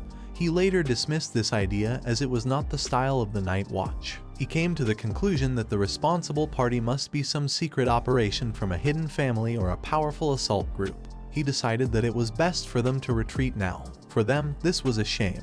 They had been entrusted with the mission of filling a bottle with the venom of a wolf spider. Now that they had failed, he decided to make up for the losses on the way back by robbing some unfortunate ones. Upon hearing this, the man next to him turned his head towards him and couldn't help but sweat and panic. While they were talking, someone opened the door of the abandoned warehouse. Upon hearing the sound of the door opening, the three turned their heads back and the man with green hair revealed to the other two that they had an unexpected visitor. Upon hearing this, they couldn't help but wonder who this person could be. A man put his hand on the door and as he slowly opened it, told them that he had finally found other professionals. Upon hearing this, the leader asked him who he was. This person was Jiang. He entered the warehouse, started walking towards them, dropped an arm, extended his hand towards them and with a calm look asked them not to worry since he had only come here to level up.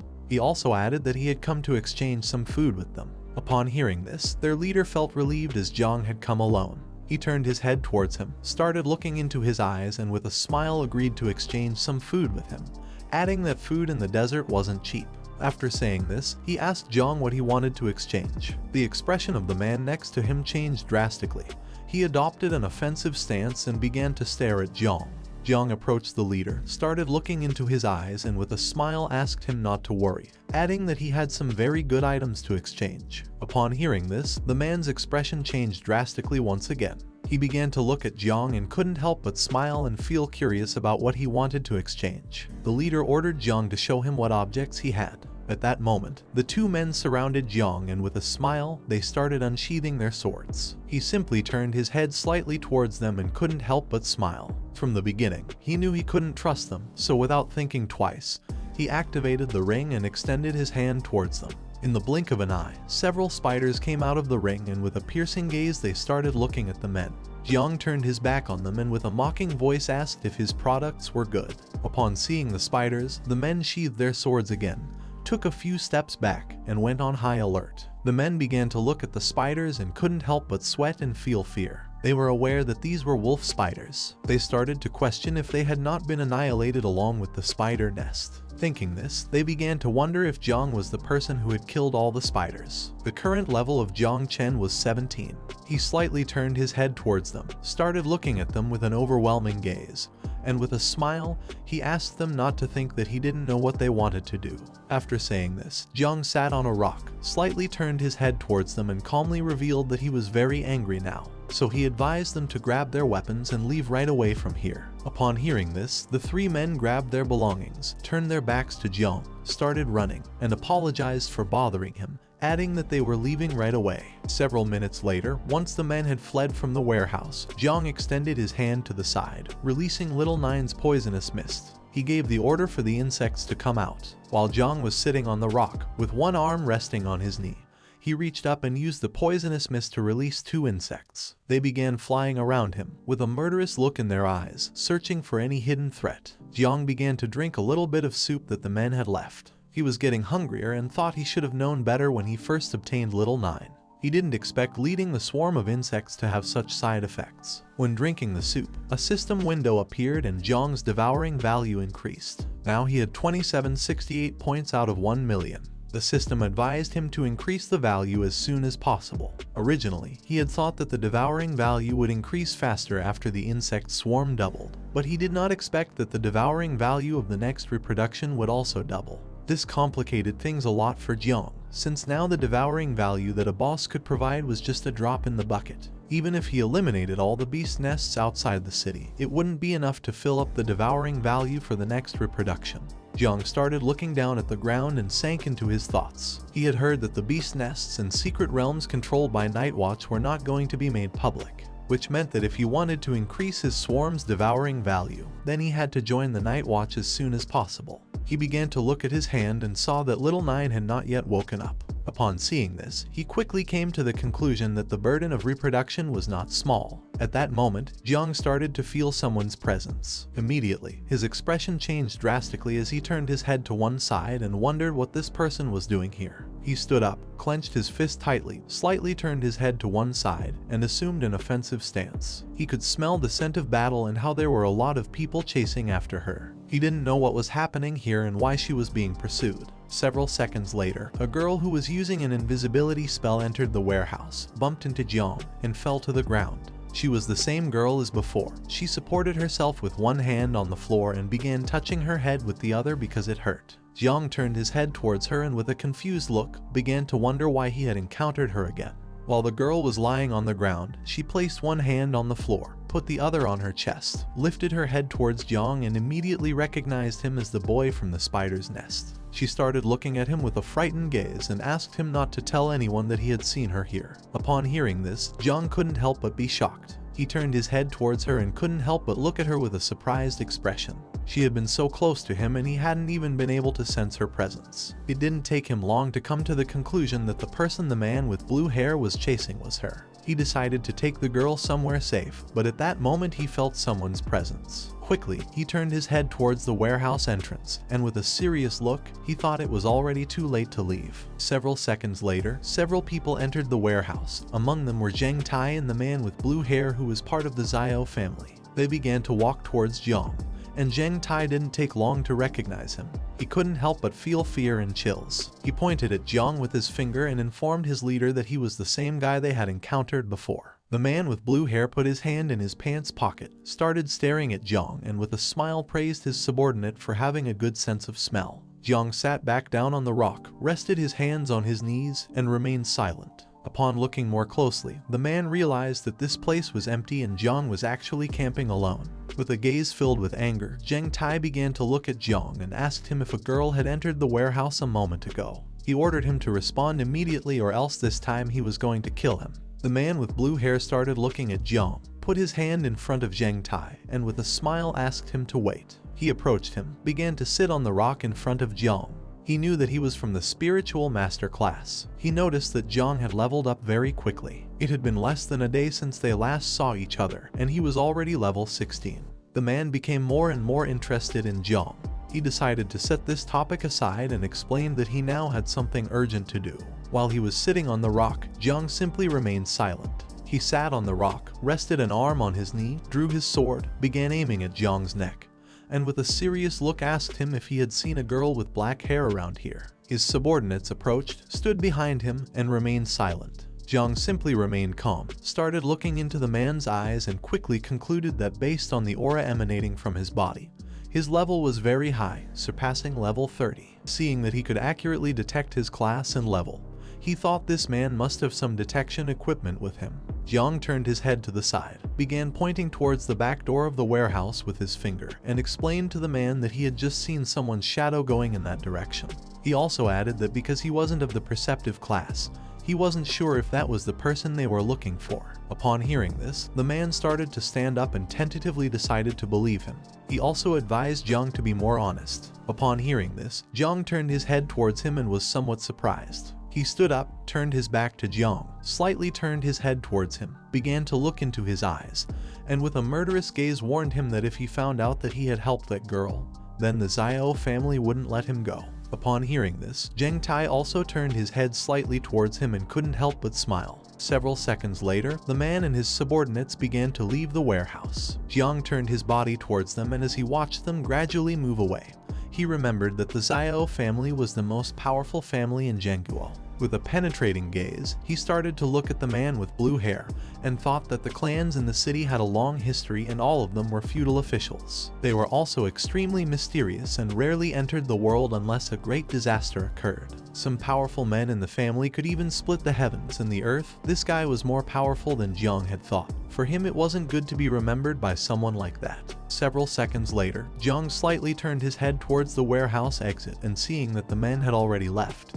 he decided to leave as well since it wasn't good for him to stay in this place. The girl came out of her hiding place, approached Jiang, put her hands on her hips, and thanked him for saving her. Jiang stood up, turned his body towards her, and remained silent. He quickly grabbed her arm, and upon seeing this, the girl panicked and started wondering what he had planned to do. Jiang approached her, started looking into her eyes with an aggressive gaze, and told her that she almost fooled him like last time. Since he had helped her again this time, he asked how she had gotten in trouble with these people. With Jiang so close to her, she couldn't help but blush. She began looking at him and explained that her family had a huge debt. The guy planned to take away the things they were escorting and kill them all, but he didn't expect her to escape.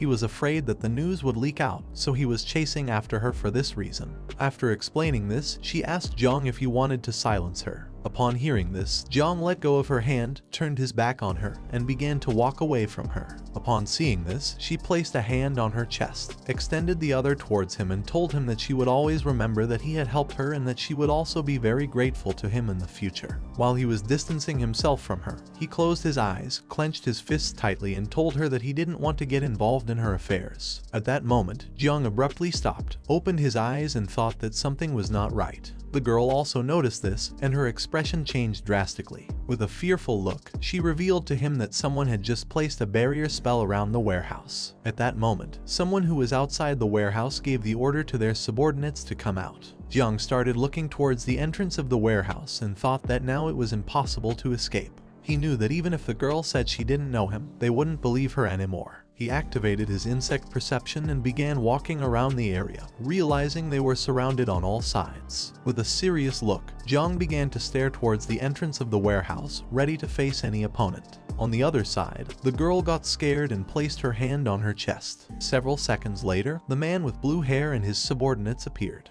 Their bodies started emanating a killer aura. With a penetrating gaze, they began to look at Jiang, ready to finish him off. He knew that Jiang had lied to him. He approached him, stared into his eyes, and ordered him to hand over the girl. He called Jiang a bastard and told him that he knew he had lied to him. He gave the order to his subordinates to catch the girl. With a serious look, Jiang simply started looking at him and remained silent. Upon seeing the man with blue hair, the girl's expression changed drastically. She began to look at him and couldn't help but panic and be terrified at the same time. She explained to Jiang that he had already taken everything that the Luo family owned. After saying this, she asked the man why he wanted to kill her so badly. He started looking at the girl and calmly asked if he really needed a reason. Upon hearing that she belonged to the Luo family, Jiang turned his head towards her and began to stare at her intently with a serious look. Jiang and the girl were on the second floor of the abandoned warehouse, while the man with blue hair and his subordinates were on the first floor. She clenched her fist with one hand, extended the other to the side, started staring at the man and told him that if he killed her, then the Luo family would never forgive him. She also added that they would never let him live in peace. Jiang, who was standing behind her, simply dropped his arms to his sides and just kept watching the man. Upon hearing this, the man with blue hair couldn't help but burst into laughter. He asked her if she truly believed that a family like the Luo family was capable of doing this. At that moment, his subordinates began to look at the girl and couldn't help but smile. While he had one hand on his waist, he lowered his head, put the other hand over his face, and couldn't help but laugh at the thought that a second-rate family with a little money really took themselves seriously. He revealed to the girl that without the protection of the Xiao family ancestors 100 years ago, the Luo family would have been annihilated long ago. Upon hearing this, one of his subordinates unsheathed his sword and the others started laughing. Jiang Chen crossed his arms, stared at Jiang intently, and couldn't help but smile. After saying this, he removed his hand from his face, lifted his head, and with a serious look, he told her that in the eyes of the Xiao family, they were no different from humble peasants. He also added that for him, they were just cattle that the Xiao family could slaughter. Upon hearing this, Jiang turned his head towards him and with a look filled with hatred, began to stare at him intently. He couldn't help but become enraged. He couldn't believe that a person could be so arrogant. The man extended his hand forward and his palm started emitting a powerful red energy which began to rise towards the sky. Then, he looked at the girl and with a smile asked her what could the Xiao family investigate if there was nothing to find. Several seconds later, the energy he had released began to create a powerful barrier around the abandoned warehouse. This ability was called the Dragon Prison Formation of the Xiao family. The girl looked up at the sky, placed a hand on her chest, clenched her fist, and couldn't help but be astonished and panic as she now didn't know how she was going to escape from here. Jiang lifted his head and upon seeing the barrier, he couldn't help but be amazed. To him, the man with blue hair was someone very interesting. While Jiang and the girl were standing on the second floor of the abandoned warehouse, Jiang Chen unsheathed his sword, started staring at the girl, and prepared to attack. He asked the others to listen carefully to the young master and not leave anyone alive. The others responded with an understood. The man with blue hair, who was standing next to Jiang Chen, simply remained silent. Several seconds later, Jiang Chen prepared to attack, but at that moment, the man with blue hair stood in front of him and put his hand up to indicate for him to stop. Then, he began staring at Jiang and with a smile told him that the girl from the Luo family must die today. He remained interested in Jiang as he was fully aware that he possessed the divine rank creation class. After saying this, while he was still looking at Jiang, he explained to Jiang Chen that the creation class called Spiritual Master was a very rare profession. He wasn't like other people who didn't know what it was. Then, he reached out his hand to the side and with a smile decided to give Jiang the opportunity to obtain everything under the sky today. He extended his hand towards Jiang and gave him the order to capture the girl, in exchange for sparing his life so that he could serve the Xiao family. After saying this, he asked Jiang what he thought. Upon hearing this, the girl who had her hands on her waist couldn't help but be shocked. On the other hand, Jiang dropped his arms to his sides and remained silent for several seconds. Jiang began to look down at the ground and couldn't help but smile and praise him, as the bastards of the Xiao family were really good at making suggestions. The girl turned her head towards him and upon seeing this, she couldn't help but panic, wondering if Jiang was really going to accept his proposal. With a murderous look, Jiang stared at the man with blue hair and rejected his offer, mocking him by telling him that the Xiao family could go to hell. After saying this, he tightly clenched his fists, and while his body was releasing the poisonous mist of Little Nine, with a serious look he told him that he refused. He also asked him if he could come for him if he was looking for a fight. The girl turned her body towards Jiang, brought her hands close to her chest, and upon seeing that his body was surrounded by the poisonous mist, she couldn't help but take a few steps back and become terrified. She began to wonder what was happening. Upon hearing that Jiang had rejected his proposal, the man with blue hair couldn't help but become enraged, as this was a dishonor to him. He gave the order to his subordinates to finish him off. Upon hearing the order, they unsheathed their swords, gained momentum, took a big leap, and began advancing quickly towards Jiang. While in midair, Zheng Tai started looking at him and asked the others to be careful, as Jiang wasn't easy. While little by little they were getting closer, Jiang simply stayed silently observing them without making any movement. Several seconds later, they approached the second floor, and Zheng Tai, upon seeing that Jiang's body was surrounded by poisonous mist, revealed to the others that he could use poison and advised them not to attack directly. Upon seeing that they were ready to attack, the girl hid behind Jiang.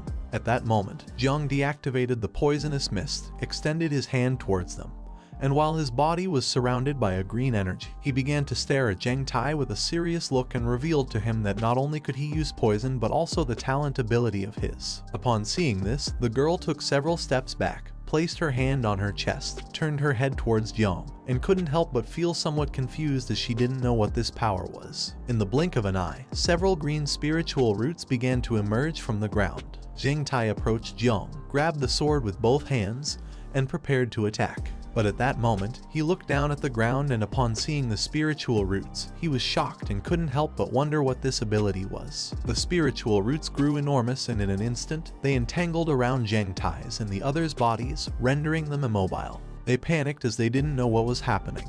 Jiang, who had his hand extended towards them, revealed that his ability was the evolution of all things. Little by little, the spiritual roots began to tighten Zheng Tai's body. He quickly grabbed the roots with his hands and started looking at Jiang, unable to help but wonder what was happening. Seeing how strong the roots were, he realized that his class was of divine rank. He was also confused because he remembered that Jiang could use poison as well. He decided not to stand idly by, unsheathed his sword, held it with both hands, and used all his strength to cut the roots around his body into pieces. Upon seeing this, the others also began doing the same as him. He advised them to attack the roots since they were very fragile. The spiritual roots began to fall to the ground near the man with blue hair, who started to push them away using his hands. He didn't take long to realize what was happening. With a surprised look, he shouted and called Zheng Tai an idiot, explaining that this was just a distraction. He also added that Jiang was ready to attack. Jiang took advantage of Zheng Tai and the others being distracted to release the insects, which began to look at them with a penetrating gaze. While his body was surrounded by poisonous mist, he reached out his hand to the side, stared at him intently, and explained that it was already too late. The girl sat on the floor, resting her hand on it, lifted her head, and upon seeing the insects, she was surprised. While Zheng Tai's subordinates were busy cutting the roots, the insects began to approach them. He turned his head to one side, and upon seeing the insects, his expression changed drastically. He couldn't help but sweat and be shocked, wondering what these things were. The insects began to move at a high speed and started attacking them. Zheng Tai blocked the attack using his sword, but unfortunately for him, the insects were so strong that in a matter of seconds, they destroyed his sword. Upon seeing this, he was in shock, unable to believe that Jiang had actually destroyed his weapon.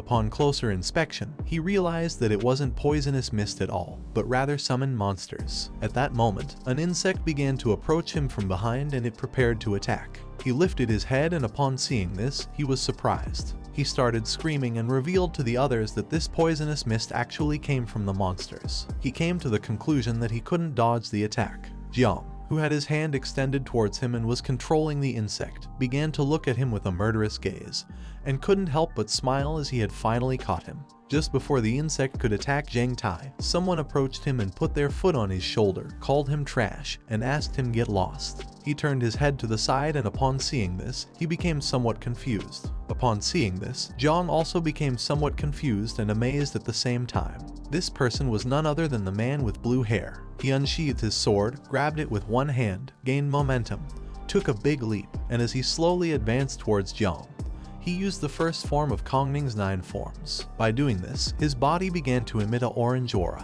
While Jiang's body was surrounded by Little Nine's poisonous mist, he simply remained silent. The girl who was sitting on the ground next to him put her hand in front of her mouth and became terrified. Jiang lifted his head towards him, and upon seeing that he was faster than the poisonous mist, he couldn't help but clench his teeth tightly and sweat. He used the secret technique of the Xiao family called chasing dragons. At that moment, a dragon made of spiritual energy manifested itself and began to stare at Jiang. It clenched its teeth tightly and attacked him. Its attack was so powerful that it destroyed the area where Jiang was into pieces and created a smoke screen in the process. While with one hand he was holding the sword and had it extended towards Jiang, he began to stare at him fixedly and with a smile called him a bastard. He knew it was going to be difficult to deal with him, but luckily his level wasn't very high and his speed wasn't fast enough. He thought that by using this blade alone he would be able to defeat him. But to his surprise, several seconds later, once the smoke cleared, his expression changed drastically. He was in shock as he couldn't believe what his eyes were seeing. Luckily, Jiang was still alive, thanks to the girl using her hidden profession ability called Earth Eternal Shield and creating a shield around them. While she had her hands extended towards the shield, it began to crack. She closed her eyes and while blood was coming out of her mouth, she explained to Jiang that she was in a lot of pain. Jiang, who was standing behind her, began to look at her with a surprised and dumbfounded expression. He realized that she was actually a defensive type. The man with blue hair had forgotten about her, but now seeing that she had blocked his attack using the shield, he couldn't help but become enraged. He started looking at her aggressively, clenched his teeth tightly, and prepared to attack again. Jiang began to look at him and thought that this was a good opportunity to attack. He extended his hand to one side, releasing the poisonous mist. Several seconds later, he landed on the ground. At that moment, several insects began to approach him quickly from behind. One of his subordinates, who was lying on the ground, reached out towards him and caught his attention to ask him to be careful. While holding the sword with one hand, he turned his head back and upon seeing the insects approaching quickly, he became alert. At that moment, he grabbed one of his subordinates by the hood. Upon seeing this, the subordinate became somewhat confused as he didn't know what was happening. While with one hand he was holding the sword, with the other he grabbed his subordinate by the hood and placed him in front of himself to use him as a shield. Since the insects were not very smart, they attacked his subordinate instead of him. The insect's attack was so powerful that their bodies were thrown backwards. His subordinate was seriously injured. While his body lay beside him, he placed a knee on the ground, leaned the sword against the ground, rested his arm on the other knee, and began to look down at the ground and cough. Jiang came down from the second floor, started approaching him and couldn't help but think that he was a nasty bastard for using one of his own men to block the attack. The insect's attack pierced the man's chest who was lying on the ground. Even though he was badly injured and bleeding from his mouth, he was still alive. He began to cough and caught his master's attention. He stood up, started approaching Jiang, slightly turned his head towards his subordinate, and thanked him for enduring the attack for him. He thought that he had not educated him in vain, and upon seeing that he was still alive, he couldn't help but praise him and think that he was truly strong. Jiang, who was standing in front of him, simply remained silent. He took out a dragon yuan pill from his pocket with his hand, opened his mouth and ate it. He couldn't believe that he was being forced to use the dragon yuan pill. In a matter of seconds, his subordinate lost his life. He began to approach Jiang, dragging the sword on the ground, causing small rocks to slowly float. Upon seeing this, Jiang assumed an offensive stance, while on the other side, the girl sitting next to him and covering the wound on her arm with her hand remained still. He tightly gripped the sword, pointing it towards Jiang, and with a murderous look, he warned that his next attack would slice his head into pieces. Jiang simply remained calm, calmly looking at the man in silence, ready to face any attack. Once the dragon yuan pill took effect, the elemental energy dragon grew enormous and appeared behind him. Its eyes began to shine, indicating to him that it was ready to attack. He assumed an offensive stance, stomped forcefully on the ground, breaking it into pieces. Then he tightly gripped his sword and stared fiercely at Jiang, determined this time to finish him off. His energy was so strong that the rocks around him began to float. Jiang started looking at the dragon and couldn't help but be terrified. He didn't know if he would be able to withstand the attack. The man with blue hair began unsheathing his sword and prepared to attack. This time he decided to use technique number 2 of the 9 Kongning styles. At that moment, he used the ability called the Descending Dragon's Cut and launched a powerful attack towards Jiang. In doing so, his body began to emit a powerful energy, and in the blink of an eye, the elemental energy dragon started advancing quickly towards him. It opened its mouth and prepared to finish him off. At that moment, the girl stood in front of Jiang. She extended her hands towards the attack and with a determined look, used the Earth Eternal Shield once again. Jiang put his elbow in front of his face, turned his head towards her, and upon seeing that despite being injured she was willing to block another attack, he couldn't help but be somewhat surprised. In an instant, a green shield appeared around them. Upon seeing this, the spiritual dragon began to attack the shield, breaking part of the ground and creating a curtain of smoke in the process. While she had her hands extended towards the shield and was blocking the attack, she closed her eyes, clenched her teeth tightly, and explained to Jiang that because the man had taken Xiao family's secret dragon Yuan pill, now the strength of the dragon had multiplied several times. Now her shield would not be able to withstand the attack at all, which meant they were doomed. In a matter of seconds, little by little the shield began to crack. Upon seeing this, she decided to use her last bit of strength to hold on as long as possible. Jiang grabbed his cloak with his finger, started looking at the spiritual dragon and couldn't help but be amazed and think that the man with blue hair was really strong since each strike from the dragon was a deadly move. The previous attack had already been astonishing, so he didn't expect him to unleash such power. The man with blue hair jumped, approached them, and began to stare at Jiang.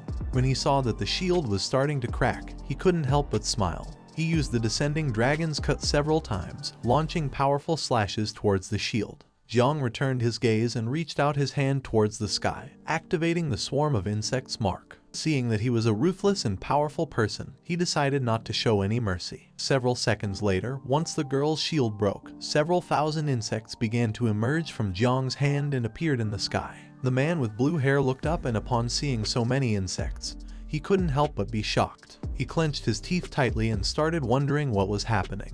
While thousands of insects were coming out of Jiang's hand, he began to stare at the man with blue hair and asked him to get ready. The girl who was sitting on the floor behind him put a hand on her shoulder where she had the wound, started looking at Jiang with a surprised look and began to wonder if he really belonged to the creation class. Several insects appeared around Jiang and began to look at the man with blue hair, ready to attack. Jiang started approaching him and gave the order for the insects to attack. Upon hearing this, he clenched his teeth tightly and couldn't help but panic. He knew that if so many insects attacked him at once, he wouldn't have any chance of winning. Upon hearing Jiang's order, the insects began to advance towards him and prepared to attack. Seeing the number of insects, he unsheathed his sword and assumed a defensive stance. With a serious look on his face, he started staring intently at Jiang and used the descending dragon cut. By doing this, his sword emitted a powerful energy. He was not willing to give up as they were just some smelly insects. With little effort, he started cutting the insects into pieces, while Jiang's body was releasing the poisonous mist from Little Nine.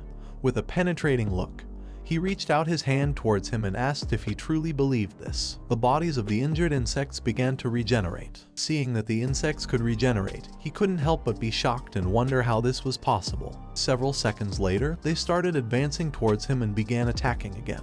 He began to defend himself from the attack using his sword, in the process cutting the bodies of several insects in half, which quickly started to regenerate again. Upon seeing this, he couldn't help but panic as he couldn't believe that he truly couldn't kill them. While the insects were emerging from Jiang's body, with a serious look on his face, he began to stare at him intently and decided to see how long he could endure. The girl who was behind him turned her head towards him and with a surprised look, she couldn't help but be shocked and wonder how powerful he was. Upon hearing Jiang's mockery, he became furious, swinging the sword forcefully and using once again the skill descending dragon cut, cutting the body of an insect that was in front of him in half. The spiritual dragon manifested again, opened its mouth, and began devouring the insects. He had used this attack because the dragon could continue devouring the insects without allowing them to regenerate. While he had his guard down, one of the insects approached him from behind and gave him a strong bite on the arm, poisoning him and causing him to drop his sword in the process. Upon feeling the bite, he turned his head to the side and upon seeing the insect, clenched his teeth tightly and thought that this was not good at all.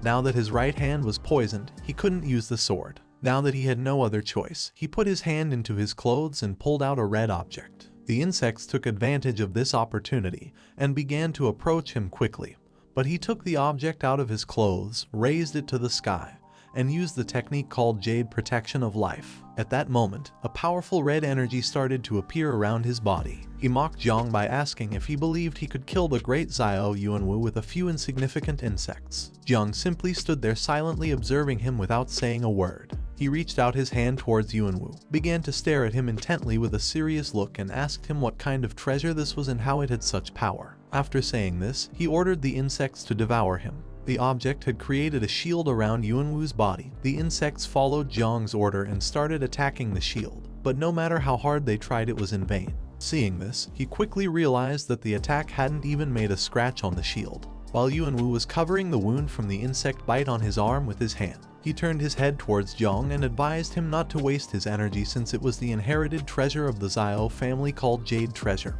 which had divine powers. Jiang refused and ordered the insects to attack again. Yuan Wu stared at him and explained that once the Jade Treasure was activated, the shield could block all external attacks. With this shield, Jiang would not be able to harm him anymore. Jiang simply remained silent. While the insects continued to attack the shield, Yuan Wu began to approach them. Upon seeing that he was able to control the insects and bring him to the point of using the ancestral treasure, he couldn't help but praise him for being amazing. He also added that even if Jiang used all his cards up his sleeve, he wouldn't be able to harm him. Seeing the man approaching, the girl stood up and grabbed Jiang by his clothes. Within seconds, he started bleeding from his mouth and approached Jiang. With a smile, he decided to make him an offer one last time. As long as Jiang was willing to follow and obey him, he could allow him to join the Xiao family and grant him the Xiao surname, something many dreamed of achieving. After saying this, he asked Jiang to think it over carefully and not miss out on this opportunity. Jiang began to look at him with a calm gaze and remained silent, thinking for several seconds. He started to stare fixedly at Yuan Wu and couldn't help but get angry when he saw that he had become accustomed to being conceited, to the point where he couldn't even see the situation he was in. Upon hearing this, the girl turned her head towards him and with a confused look, began to wonder what Jiang was up to. He approached Jiang, extended his hand to the side, and with a smile asked him to stop bragging. It didn't matter to him if Jiang accepted or not because even if he couldn't kill him today, he could do it any other day. With the influence of the Xiao family throughout the country, he wouldn't be able to hide or confront them. Jiang began to stare at Yuan Wu intently and with a smile, he reminded him of his own words that one couldn't investigate if there was nothing to find. After saying this, he asked him what could happen if he died without leaving any trace. At that moment, a giant tentacle struck the ground. Upon hearing this sound, Yuan Wu slightly turned his head back and with a gaze filled with terror, he started wondering what was happening. This tentacle belonged to the insect mother. She emerged from the swarm of insects and appeared behind them. Upon seeing how enormous she was, the girl fell to the ground. Yuan Wu looked up and upon seeing how huge and terrifying she was, he started sweating. At that moment, Jiang gave her the order to devour him. Upon hearing his command, Little Nine began to approach Yuan Wu and thank Jiang as she was very hungry. Upon hearing this, Yuan Wu's expression changed drastically. He started feeling a fear that he had never felt before in his life. Little Nine began to smile and using her tentacle, she attacked Yuan Wu's shield. Due to her enormous strength, his body was sent flying and crashed into the wall, breaking it into pieces. He started screaming in agony, unable to believe that a monster like Little Nine actually existed.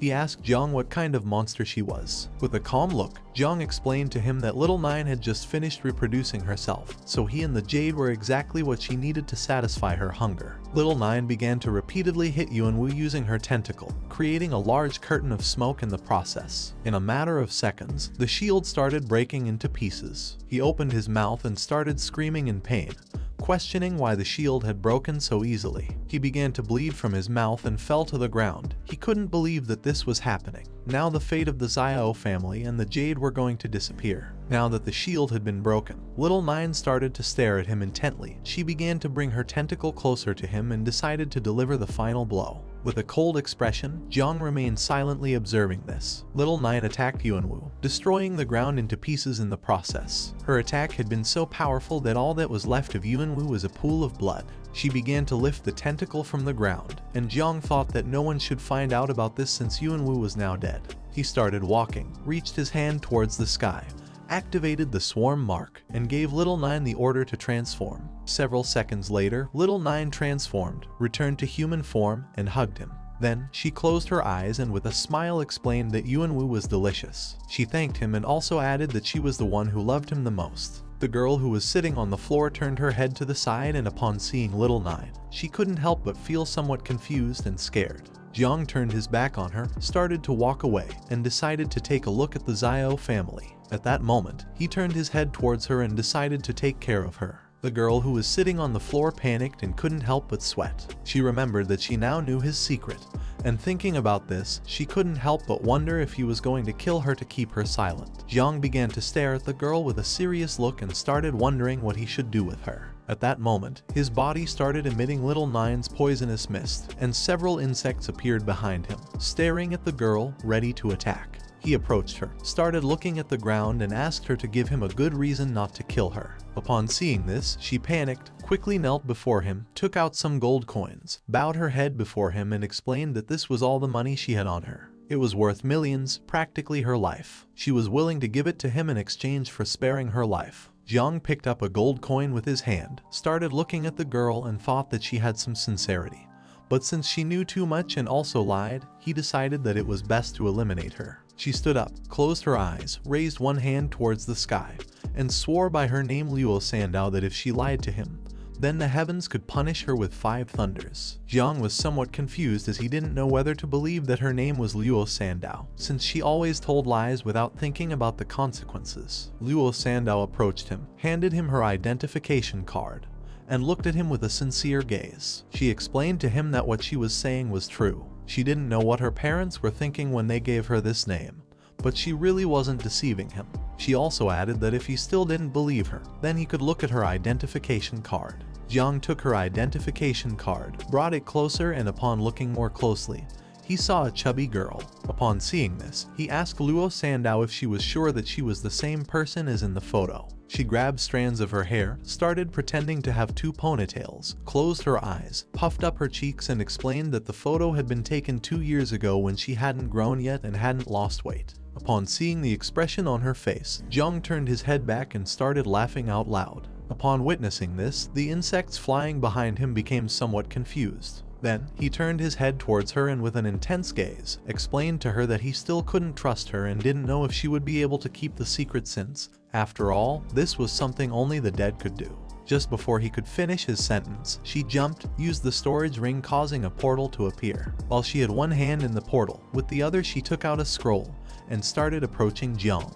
With a serious look, she asked him not to worry about this. Jiang began to look at the scroll with a surprised expression and asked her what it was. She began to open the scroll using both hands, and she explained to him that this was a sealing scroll. Once she revealed the secret, she would be executed immediately. She was very afraid of dying, and for this reason, she had taken out the scroll. At that moment, a system window appeared to inform Jiang that she swore to protect his secret with her own life. If she revealed this secret, then she would be executed. Upon seeing this, he was somewhat surprised as he couldn't believe that something like this existed in the world. Several seconds later, he picked up the scroll with his hand, closed one eye, started looking at it with the other, and decided to accept. Now that she had signed the confidentiality agreement, he decided not to kill her for now. Upon hearing this, she thanked him. He turned his head towards her and asked how much this scroll cost. She put her finger on her cheek, started looking at him and revealed that its approximate value was around 10 million.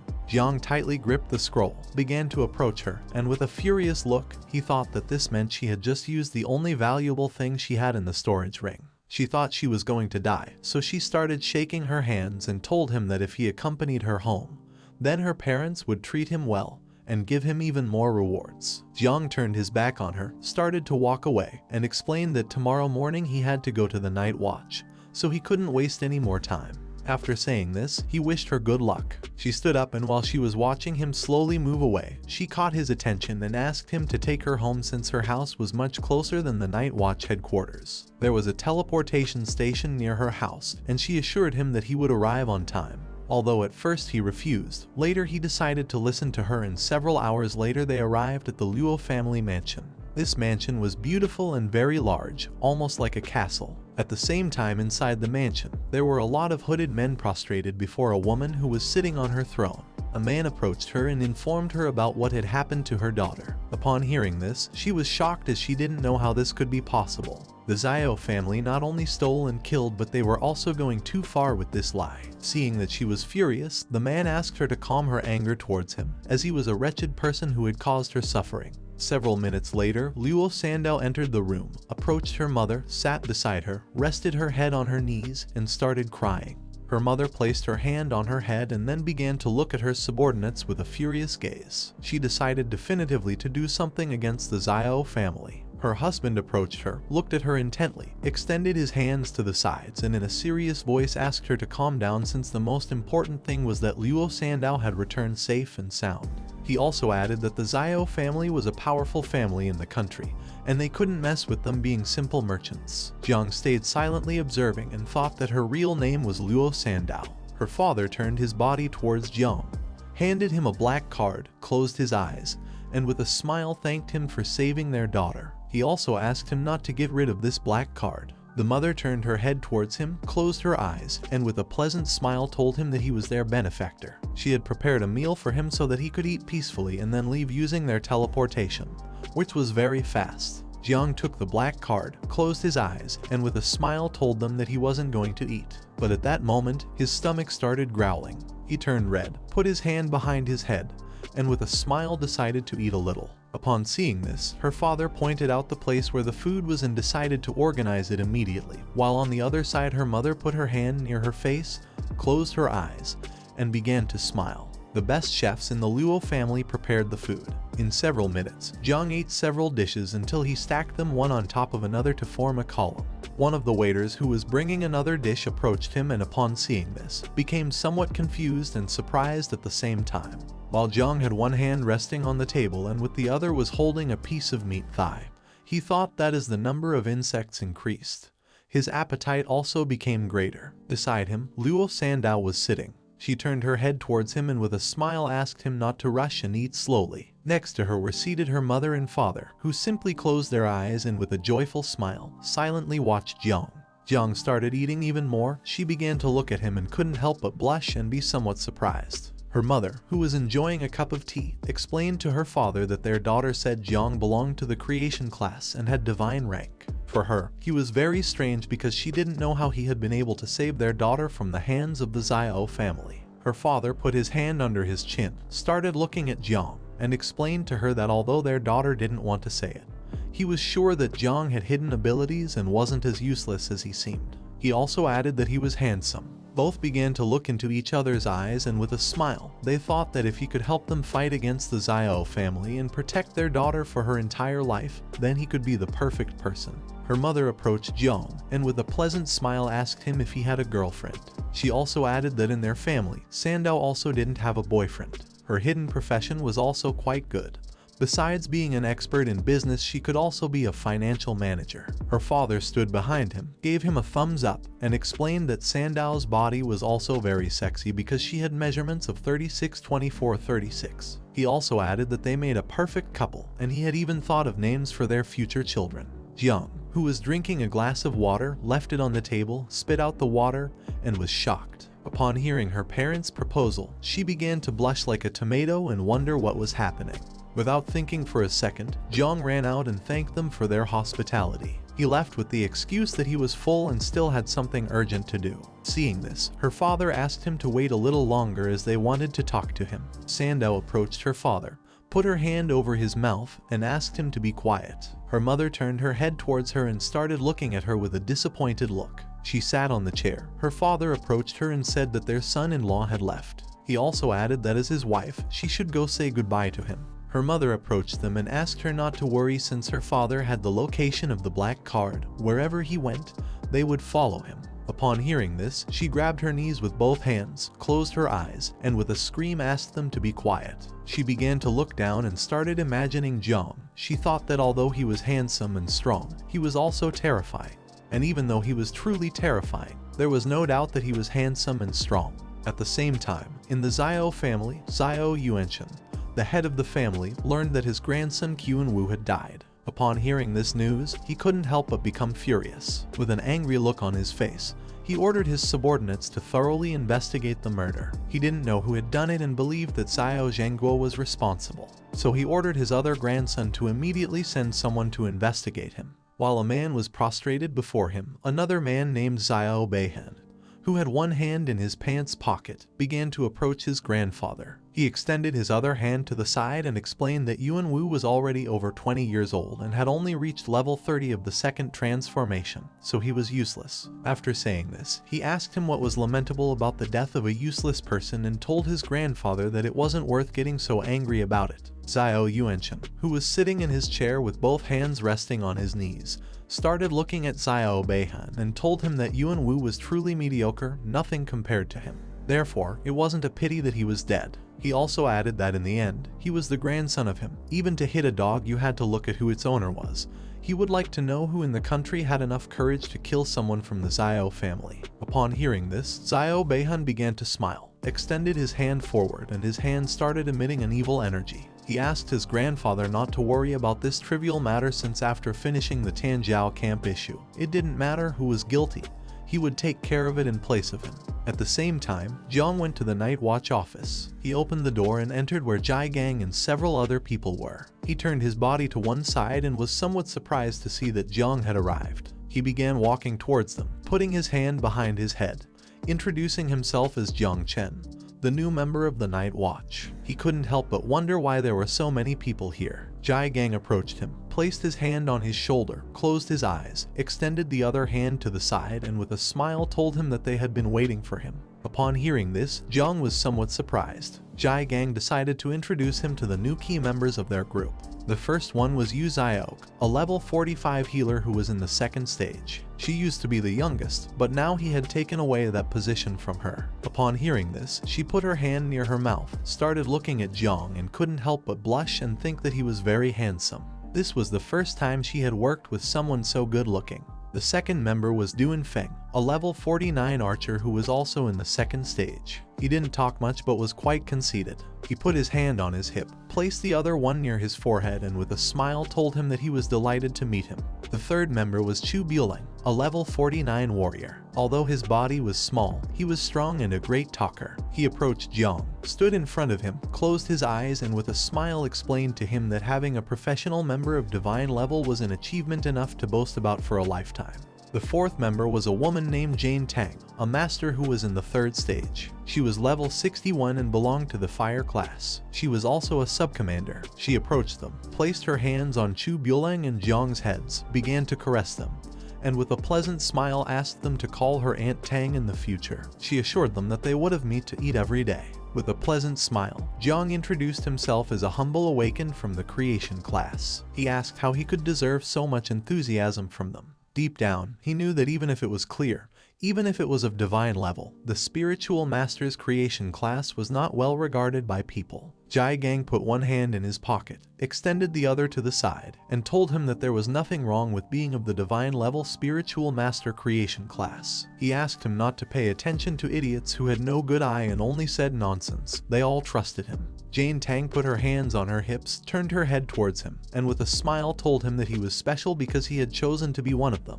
The Night Watch. From now on, this would be his home. Jai Gang approached him, put his arm on his shoulder, and decided to talk about the main issue. He extended his hand to one side and with a serious look, explained that if he wanted to enroll in the Tianjiao training camp, he had to have a level higher than 20. He didn't know if Jiang was. With a calm look, Jiang revealed to him that now he was level 17.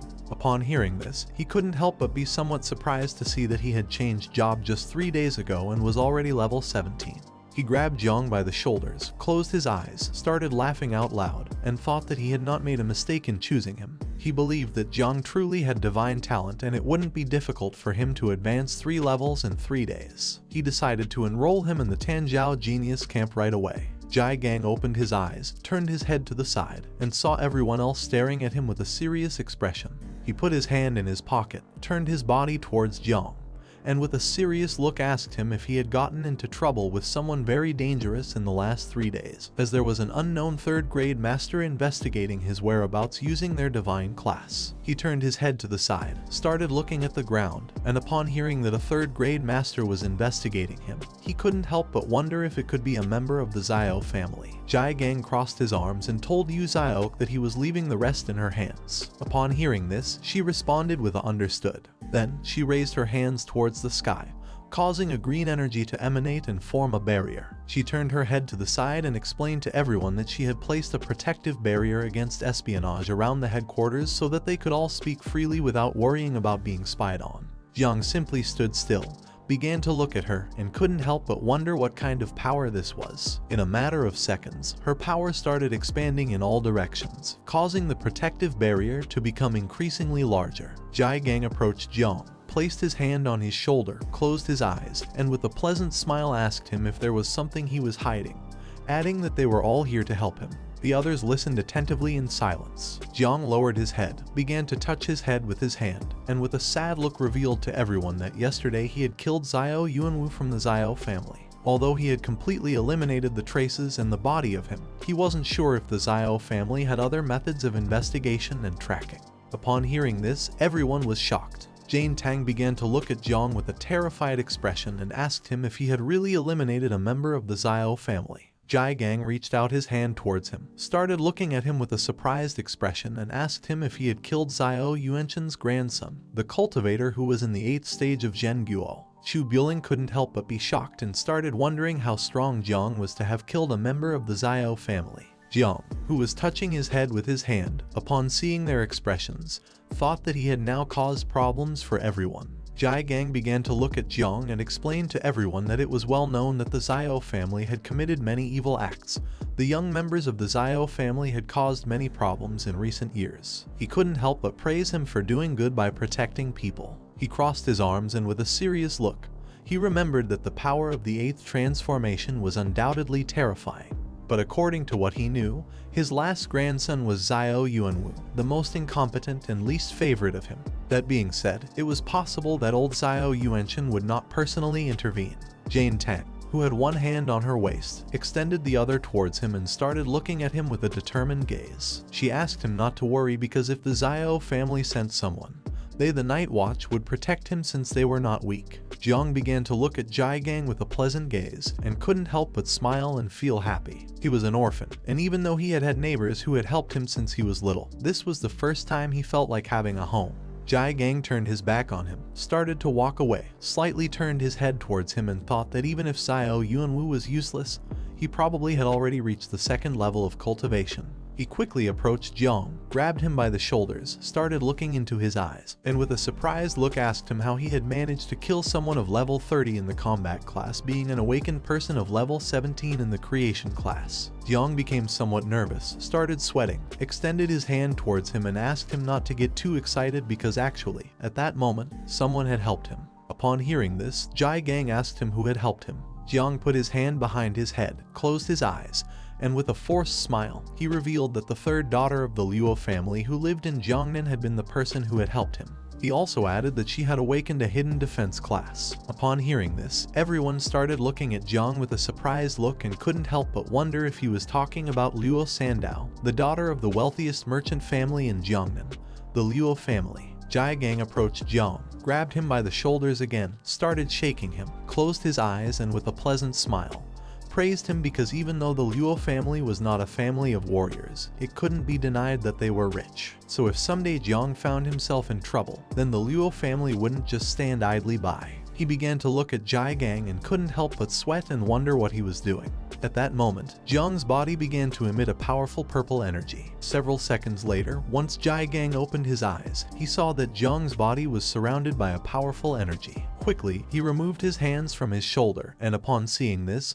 he couldn't help but be shocked. As sweat was dripping from his face, he began to look at him with a surprised expression and remembered that Luo Sandao had awakened the defense class, so she didn't have much attacking power, which meant that the person who had killed Yuan Wu had been Jiang. Jiang extended his hand forward, and the poisonous mist of Little Nine appeared in his palm. He began to stare at it, revealing to everyone that he was actually an awakened person specialized in 2 classes. He revealed to everyone that his other hidden class was poison. Duan Feng, who was standing behind him, started looking at him with a surprised expression and couldn't help but be shocked and wonder what this power was. Jai Gang tried to shake Jiang's hand, asking him how many more secrets he had that he didn't know. But Jiang moved his hand aside because in the palm of his hand was the poisonous mist of Little Nine, and he explained that this was very poisonous, fearing that he wouldn't be able to resist it. The others stayed silent, observing this without interrupting. Just before Jiang could finish his sentence, Jai Gang approached him, shook his hand, then closed his eyes and with a smile reassured him not to worry because he knew how to defend himself well against poisons. Little Nine's poisonous mist gradually began to make contact with Jai Gang's hand.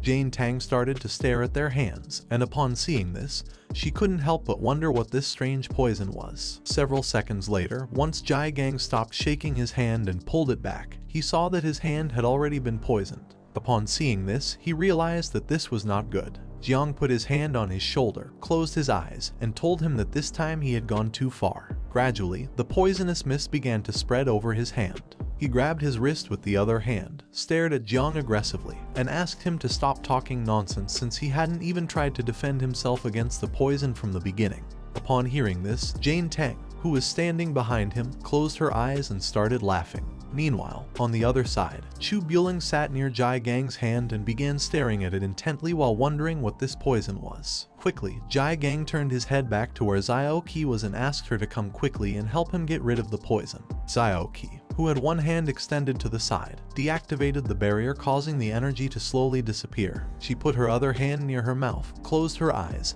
and while laughing she responded to him with a yes. Jiang reminded him again that he had told him that this poison was very strong. He sat on the couch, and while he had one hand resting on his knee, he extended the other where he had the poison to the side. Xiao Qi approached him, closed her eyes, and with a smile, she placed both hands near his hand and using her power, began to heal him.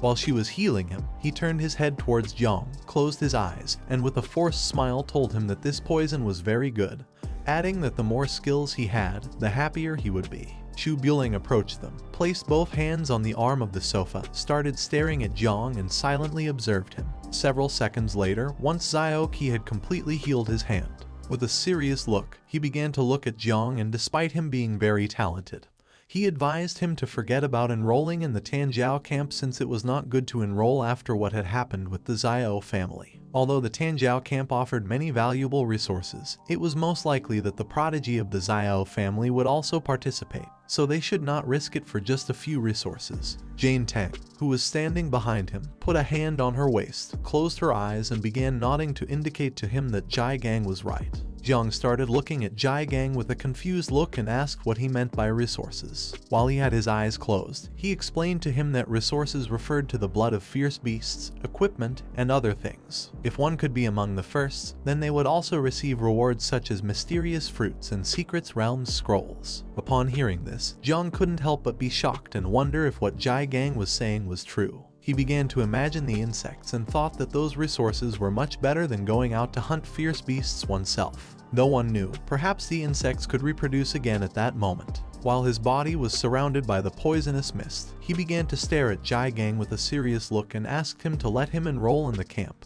as he was not afraid of danger. He had confidence and knew that he would be able to protect himself. Upon hearing this, Jai Gang asked him to wait as he needed to think about it. At the same time, somewhere on the west lake belonging to the Xiao family, there was a temple in the middle of the lake. Someone entered the water and using their power moved it aside, creating a large crack in the ground. This person started approaching the temple. This person was Xiao Jia Tanjiao's son named Xiao Beihan. Upon seeing how powerful he was, the others realized that he was the strongest genius in the Xiao family, and his combat power had reached a new level. As drops of the water from the lake fell like rain, Beihan, who held a sword with one hand, turned his head back and with a serious look, asked his subordinates to stop talking nonsense, and also asked if they had found what they were looking for. 3 men wearing hoods placed their hands on their abdomen, bowed their heads before him, closed their eyes, and one of them revealed to him that he had found out that the young master Yuan Wu had been pursuing a woman named Luo Sandao. He also added that she had been traveling with someone named Jiang Chen.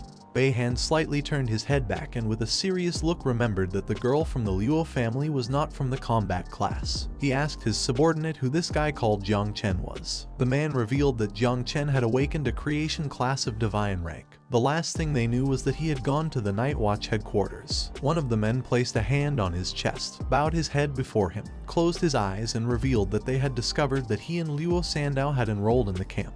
He also added that however these 2 people were only suspects and there was still no concrete evidence. Upon hearing this, Beihan couldn't help but smile. With a penetrating gaze, he began to look to the side and thought that they were indeed suspects in this crime.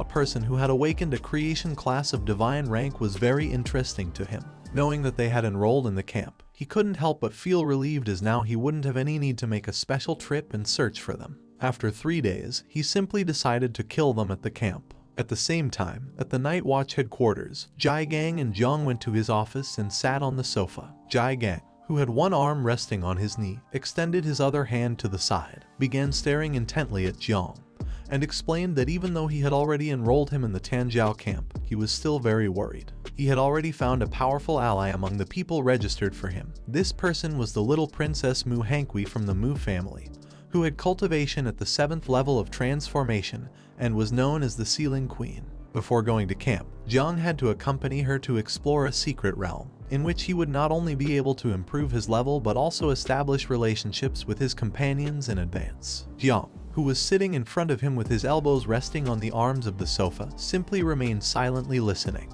Jiang approached him, took his hand, started looking at him, and with a smile explained to him that he had heard that Mu Hani was not only extremely beautiful but also the same age as him. She would be arriving soon, so he asked Jiang to use his charms to win her over. Upon hearing this, Jiang couldn't help but start sweating and become somewhat confused. He forced a smile at Jiang and replied that he was going to give it a try. At the same time, someone began knocking on the office door and Jiang gave them permission to enter. Mu Hani and a man opened the door and began to enter inside. She rested her elbow on one hand, supported her head on the other hand, and started looking at Jiang.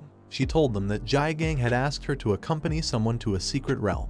The man put his hand behind his head, closed his eyes, and started smiling. She asked Jiang if he had changed his mind.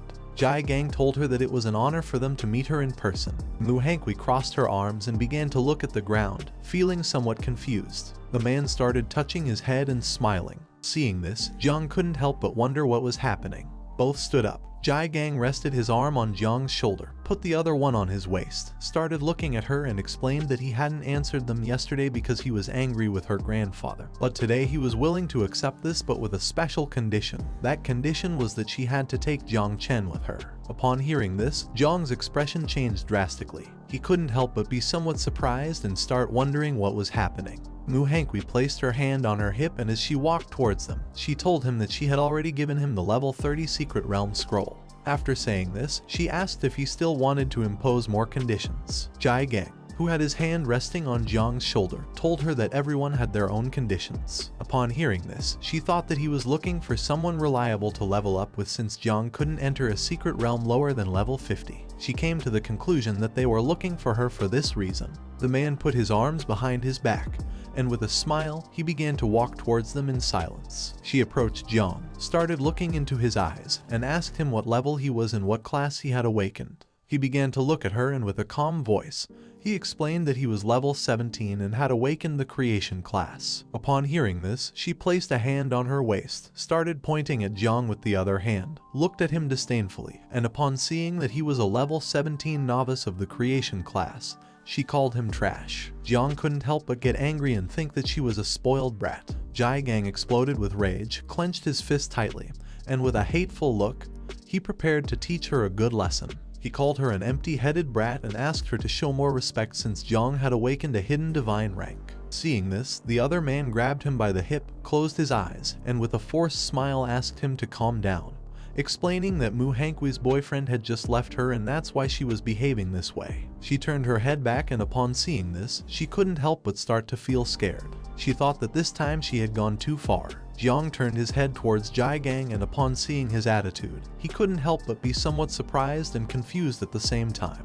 She became nervous, turned her body towards him, closed her eyes, extended her hands towards him, apologized to him and asked him to calm down. Jiang started touching his head with his hand and thought that this situation was strange. To the secret realm they were going to was called the Village of Light. It was level 30. And the entry requirements were that only a maximum of 5 people below level 50 could enter. The conditions to complete this secret realm were to eliminate all the monsters, kill the boss, or destroy the sacrifice altar. Several hours later, they arrived at the portal. Duan Feng, who had one hand on his waist, turned his head towards them and with a serious look asked everyone to listen carefully. This time he was going to be the leader. He asked everyone to remember that if they accidentally separated or found themselves in danger, then they should immediately return to this teleportation point. Although the probability of this secret realm becoming unstable was low, caution had to be taken. In case of any eventuality, everyone had to return here immediately and leave the secret realm. Mu Hani, who had her arms crossed, began looking at him with a smile as she silently listened. Chu Buling approached Jiang, reached out his hand towards the portal, closed his eyes, and with a smile told him that a level 30 secret realm scroll cost at least 1 billion. Xiao, who was holding onto her elbow with her other hand, also stayed silent listening. Mu Hani, who had her arms crossed, turned her head back and started looking at Jiang. She called him a newbie and asked him not to start crying like a baby after entering the secret realm because it would only hold them back. Jiang simply started staring at her and remained silent. Everyone entered the portal. Chu Buling turned his head back and with a smile, asked him not to worry as he would take care of protecting him. Jiang began walking towards the portal, and despite this secret realm being only level 30, he had a strange feeling. Several minutes later, everyone entered the secret realm.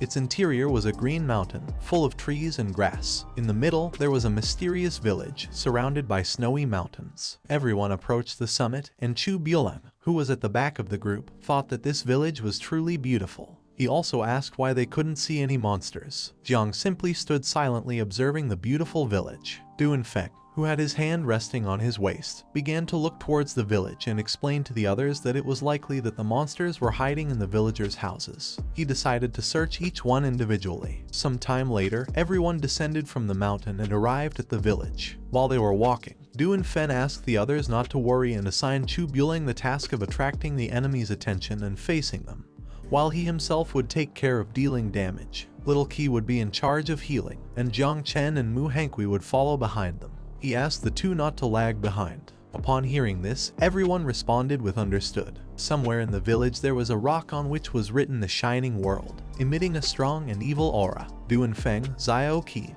and Jiang approached the stone. Duanfeng raised his hand to the sky, signaling them to stop. He realized that this stone was suspicious, so he asked them to be careful. Xiao Qi, who was standing beside him and holding the magical staff with both hands, explained that she disliked the atmosphere of this village a lot. She concluded that it had a dark nature. Jiang simply remained still and didn't say a single word. Xiao Qi decided to first apply a purification buff to the village. She closed her eyes, extended her hand towards the sky, and her hand began releasing blue magic. The buff she had applied started spreading throughout the entire village. Jiang brought his hand closer to his face, started looking at the magical dust, and with a surprised look thought that this buff was incredibly powerful since it not only cleared people's minds but also significantly increased their attributes and energy. At that moment, the wind started to blow and a cloud of smoke began to form.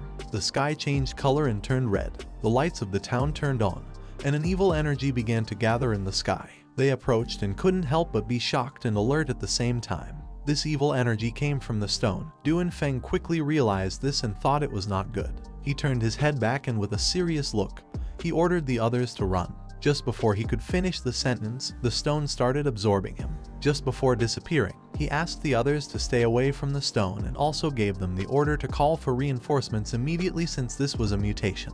A brilliant light descended to the ground just above the town, creating a magical barrier around it to prevent them from escaping. Several system windows appeared, warning everyone that this secret realm of level 30, called the Beautiful Town, had undergone a mutation and was now called the Village of the Dead. This secret realm was nightmare level, and the conditions to complete it were either to eliminate all the undead in the Village of Light or kill the final boss. The system left them a note: the light fades away, darkness flourishes, and that's when the door to the Kingdom of Death will finally open. The smoke dispersed everyone. Jiang was teleported inside a house. As he read the system information, he realized that the secret realm had just mutated directly from normal level to nightmare level, and the others had also been scattered by the mutation. He couldn't help but be shocked, while a drop of sweat was falling from his cheek. He remembered that this secret realm was level 30 and had nightmare difficulty. With his current level, fighting alone would be too dangerous. He recalled what Duanfeng had told him: if one accidentally got separated and found themselves in danger, they should immediately return to the teleportation point. Jiang decided to listen to Duanfeng and decided to return first using the teleportation stone. Without hesitating for a second, he approached the wooden wall of the house and gave it a strong kick, breaking the wooden planks. But instead of finding the way out, he found himself in a room where there were lamps hanging from the ceiling, coffins on the floor, and on the wall there was a picture of an old man. Jiang entered the room and after looking carefully, he realized that there was no way out, only coffins. Upon seeing this, he couldn't help but feel somewhat confused. The old man in the photo began to look at Jiang and started to smile. He started to wonder if this was an illusion. He didn't know why the old man in the photo was smiling at him. At that moment, the lid of a coffin began to open, and someone with sharp claws started to emerge. Upon hearing the sound of the coffin lid, Jiang turned his body towards the noise, and with a confused look, began to wonder what was happening. Several necromancers opened the coffins and emerged. They started staring at Jiang.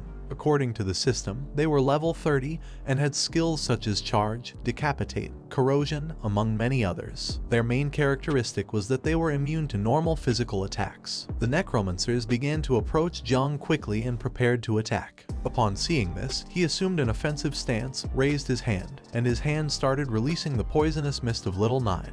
While he watched as the necromancers were getting closer little by little, with a serious look on his face, he thought that if normal physical attacks had no effect on them, it was better to use poison. Just before the necromancers could make a move, Jiang moved at an incredible speed, releasing the poisonous mist of Little Nine in the process. Within seconds, it began to spread throughout the room.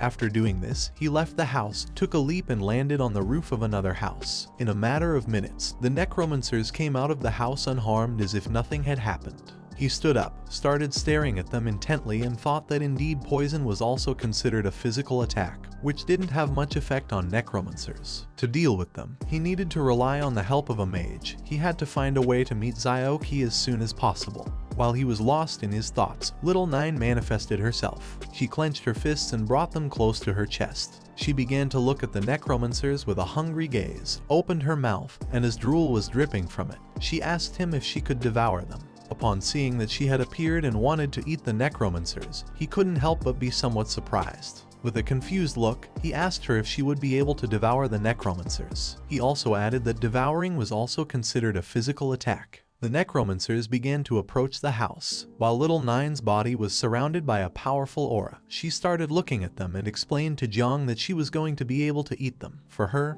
they were delicious. Jiang started looking at the necromancers and gave her permission to go ahead and try eating them. But he also asked her not to push herself too hard. If she found herself in trouble, he would help her escape. Upon hearing this, she gathered momentum and with a murderous look began to advance towards the necromancers, thinking that they were simply food. Jiang, who was standing on the roof, started to watch her and couldn't help but think that she was impressive. Just before the necromancers could make a move, Little Nine began to move at an incredible speed, piercing through their bodies, cutting them into pieces, and devouring them in the process. She sat on the ground, pulled her knees together, placed her hands under her cheeks, closed her eyes, and with a smile, started to enjoy the meal and feel as if she were in heaven. To her, they were very delicious. Upon seeing this, Jiang couldn't help but be amazed. He began to look at her with a surprised expression and remembered that she came from the abyss, so essentially she was like an undead, both belonging to darkness. Now that he had the divine evolution, she could grow and become the mistress of the abyss, whose essence surpassed these necromancers completely. Upon remembering this, Jiang extended his hands towards the necromancers, and at that moment,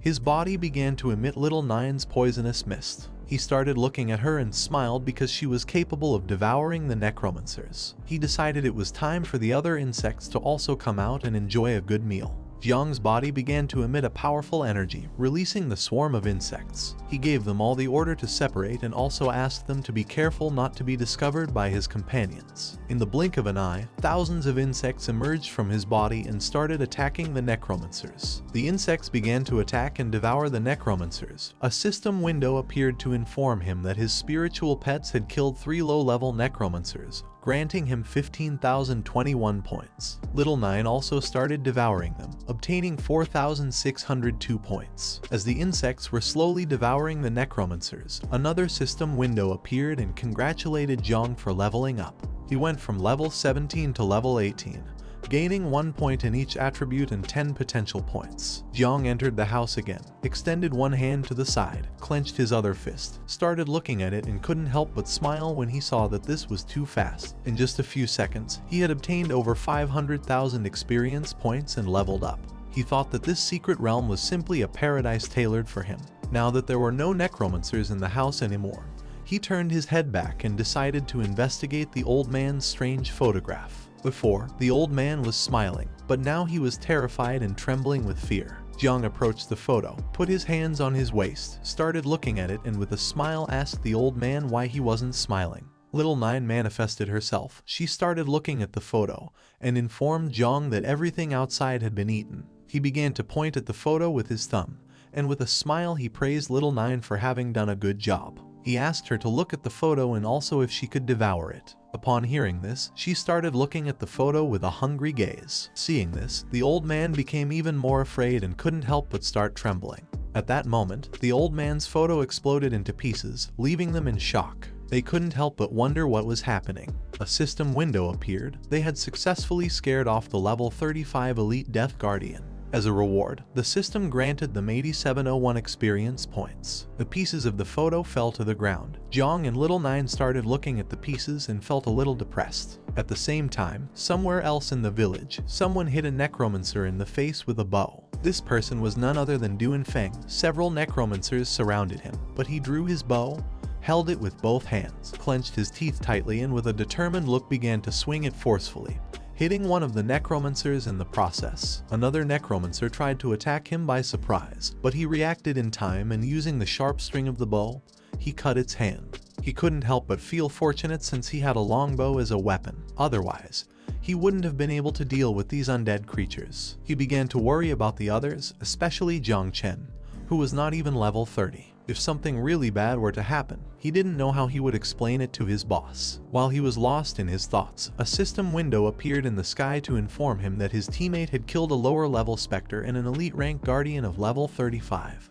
As a reward, he obtained 12,161 points. Duan Feng lifted his head, started looking at the system window and couldn't help but be shocked. He began to tremble and started questioning what was happening and who was doing this. A horde of necromancers appeared and started chasing him. He grabbed the bow with one hand and began to flee. He clenched his teeth tightly and with a serious look, he remembered that this was a secret realm that had mutated. He didn't know who was killing so many monsters in seconds. He came to the conclusion that the responsible person could not be someone weak. At first, he thought it could be Chu Bulo, but then dismissed him since his physical attributes were very passive. Then he thought it could be Xiaoqi, but dismissed her as well since she was a mage who could restrain necromancers but wouldn't be able to kill them in seconds. He immediately ruled out Jiang since he was low level. He had awakened the poison and growth class of all things, which would have no effect against the undead.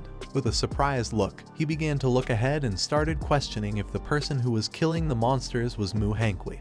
He didn't know if she was that strong. The necromancers slowly started closing in on him. Seeing this, he began to run even faster. Now that there was someone on the team who could defeat the monsters instantly, he thought there was time to save the others. He asked Jiang to hold on a little longer. At the same time, in some other place in the village, someone put their hand on the wound they had on their shoulder. This person was very injured. She was none other than Mu Hani. Behind her there was a horde of necromancers who were chasing her. She was very injured, with scratches all over her body. While she was holding the wound on her arm with her hand, she opened her mouth and started bleeding. She was very desperate because she didn't want to die. She was the only one who had a hidden profession in her family. She still had to participate in the Young Talents camp and revitalize her family. Her hopes for life slowly began to fade away. Soon, she would run out of energy. She couldn't even use her primary ability called Speed properly. She started crying because she wanted to go home and didn't want to die. At that moment, she saw several necromancers running away, and upon seeing this, she began to question whether it was her teammate who had just killed the undead. She started walking even faster, and several seconds later, she reached the end of the alley. At that moment, Little Nine's poisonous mist began to appear from around the corner. Upon seeing this powerful energy, she couldn't help but be somewhat surprised and feel relieved. Thinking that she was saved, she just had to hold on a little longer. But for her bad luck, her strength completely ran out, causing her to fall to the ground. While she had both arms supported on the floor, she closed her eyes, and as blood was dripping from her mouth, she thought this wasn't good. The necromancers began to approach her and prepared to attack. Seeing this, she panicked, extended her hand forward, and with a desperate look started asking for help. At that moment, Jiang appeared, and with a serious look, he began to stare at her. Upon seeing that the person from whom the necromancers were fleeing was Jiang, she couldn't help but be shocked. She started reaching out her hand towards him, and with a surprised look, she couldn't help but wonder what was happening and how it was possible for him to be so strong. Several minutes later, everyone entered the secret realm. Its interior was a green mountain, full of trees and grass. In the middle, there was a mysterious village, surrounded by snowy mountains. Everyone approached the summit, and Chu Bulan, who was at the back of the group, thought that this village was truly beautiful. He also asked why they couldn't see any monsters. Jiang simply stood silently observing the beautiful village. Duanfeng, who had his hand resting on his waist, began to look towards the village and explained to the others that it was likely that the monsters were hiding in the villagers' houses. He decided to search each one individually. Some time later, everyone descended from the mountain and arrived at the village. While they were walking, Duanfeng asked the others not to worry and assigned Chu Buling the task of attracting the enemy's attention and facing them, while he himself would take care of dealing damage. Little Qi would be in charge of healing, and Jiang Chen and Mu Hani would follow behind them. He asked the two not to lag behind. Upon hearing this, everyone responded with understood. Somewhere in the village there was a rock on which was written the Shining World, emitting a strong and evil aura. Duanfeng, Xiao Qi, and Jiang approached the stone. Duanfeng raised his hand to the sky, signaling them to stop. He realized that this stone was suspicious, so he asked them to be careful. Xiao Qi, who was standing beside him and holding the magical staff with both hands, explained that she disliked the atmosphere of this village a lot. She concluded that it had a dark nature. Jiang simply remained still and didn't say a single word. Xiao Qi decided to first apply a purification buff to the village. She closed her eyes, extended her hand towards the sky, and her hand began releasing blue magic. The buff she had applied started spreading throughout the entire village. Jiang brought his hand closer to his face, started looking at the magical dust, and with a surprised look thought that this buff was incredibly powerful since it not only cleared people's minds but also significantly increased their attributes and energy. At that moment, the wind started to blow and a cloud of smoke began to form. The sky changed color and turned red. The lights of the town turned on, and an evil energy began to gather in the sky. They approached and couldn't help but be shocked and alert at the same time. This evil energy came from the stone. Duanfeng quickly realized this and thought it was not good.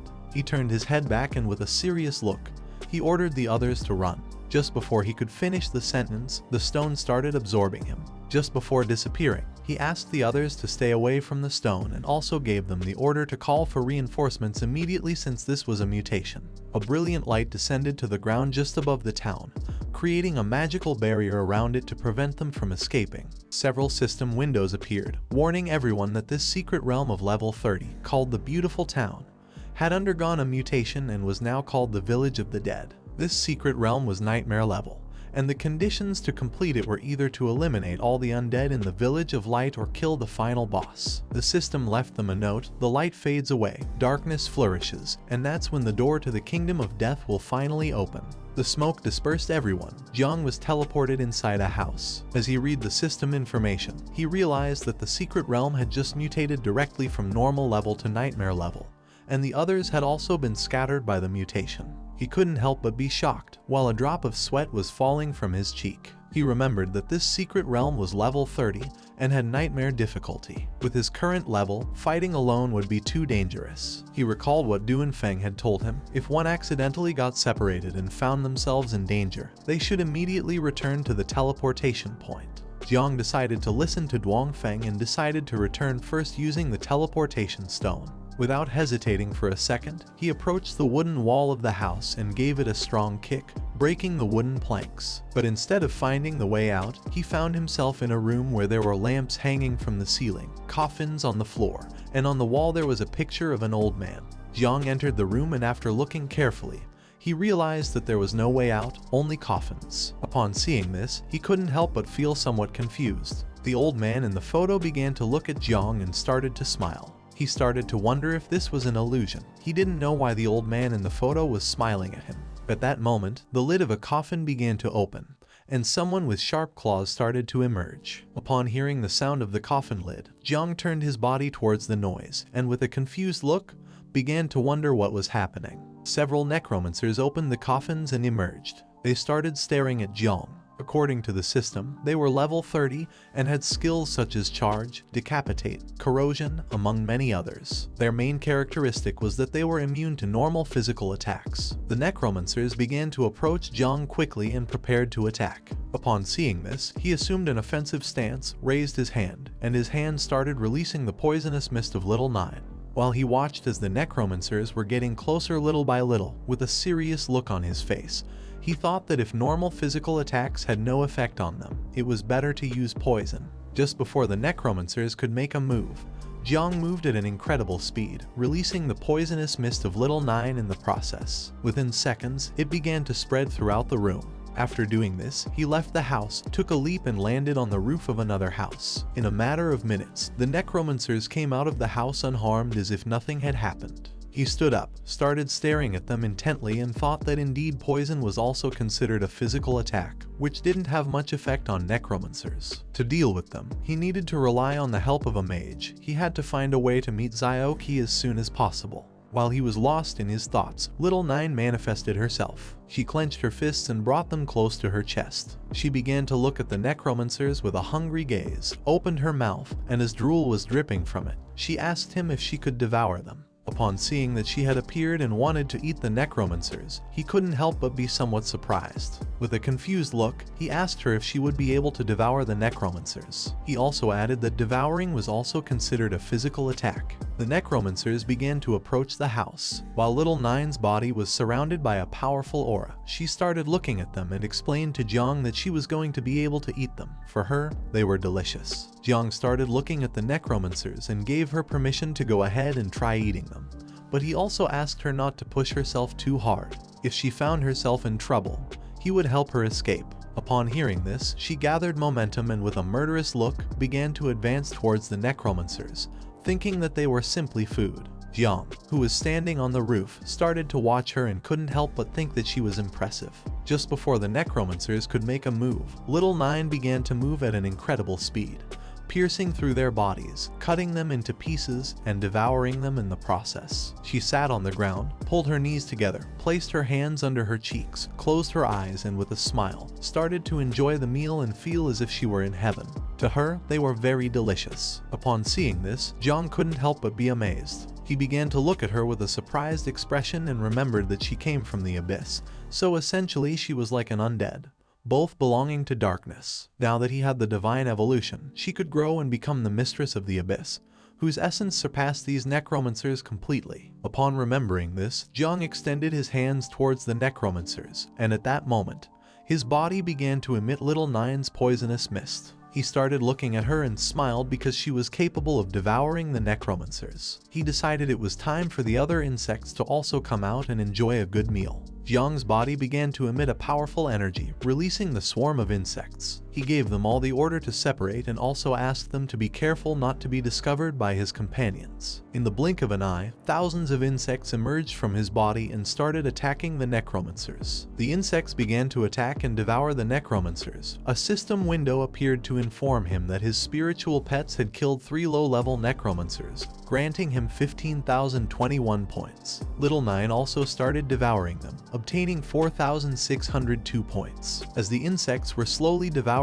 the necromancers, another system window appeared and congratulated Jiang for leveling up. He went from level 17 to level 18, gaining 1 point in each attribute and 10 potential points. Jiang entered the house again, extended one hand to the side, clenched his other fist, started looking at it and couldn't help but smile when he saw that this was too fast. In just a few seconds, he had obtained over 500,000 experience points and leveled up. He thought that this secret realm was simply a paradise tailored for him. Now that there were no necromancers in the house anymore, he turned his head back and decided to investigate the old man's strange photograph. Before, the old man was smiling, but now he was terrified and trembling with fear. Jiang approached the photo, put his hands on his waist, started looking at it, and with a smile asked the old man why he wasn't smiling. Little Nine manifested herself. She started looking at the photo and informed Jiang that everything outside had been eaten. He began to point at the photo with his thumb, and with a smile he praised Little Nine for having done a good job.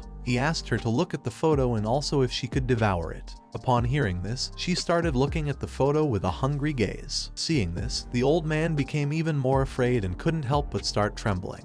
At that moment, the old man's photo exploded into pieces, leaving them in shock. They couldn't help but wonder what was happening. A system window appeared. They had successfully scared off the level 35 Elite Death Guardian. As a reward, the system granted them 8701 experience points. The pieces of the photo fell to the ground. Jiang and Little Nine started looking at the pieces and felt a little depressed. At the same time, somewhere else in the village, someone hit a necromancer in the face with a bow. This person was none other than Duan Feng. Several necromancers surrounded him, but he drew his bow, held it with both hands, clenched his teeth tightly, and with a determined look began to swing it forcefully, hitting one of the necromancers in the process. Another necromancer tried to attack him by surprise, but he reacted in time, and using the sharp string of the bow, he cut its hand. He couldn't help but feel fortunate since he had a longbow as a weapon. Otherwise, he wouldn't have been able to deal with these undead creatures. He began to worry about the others, especially Jiang Chen, who was not even level 30.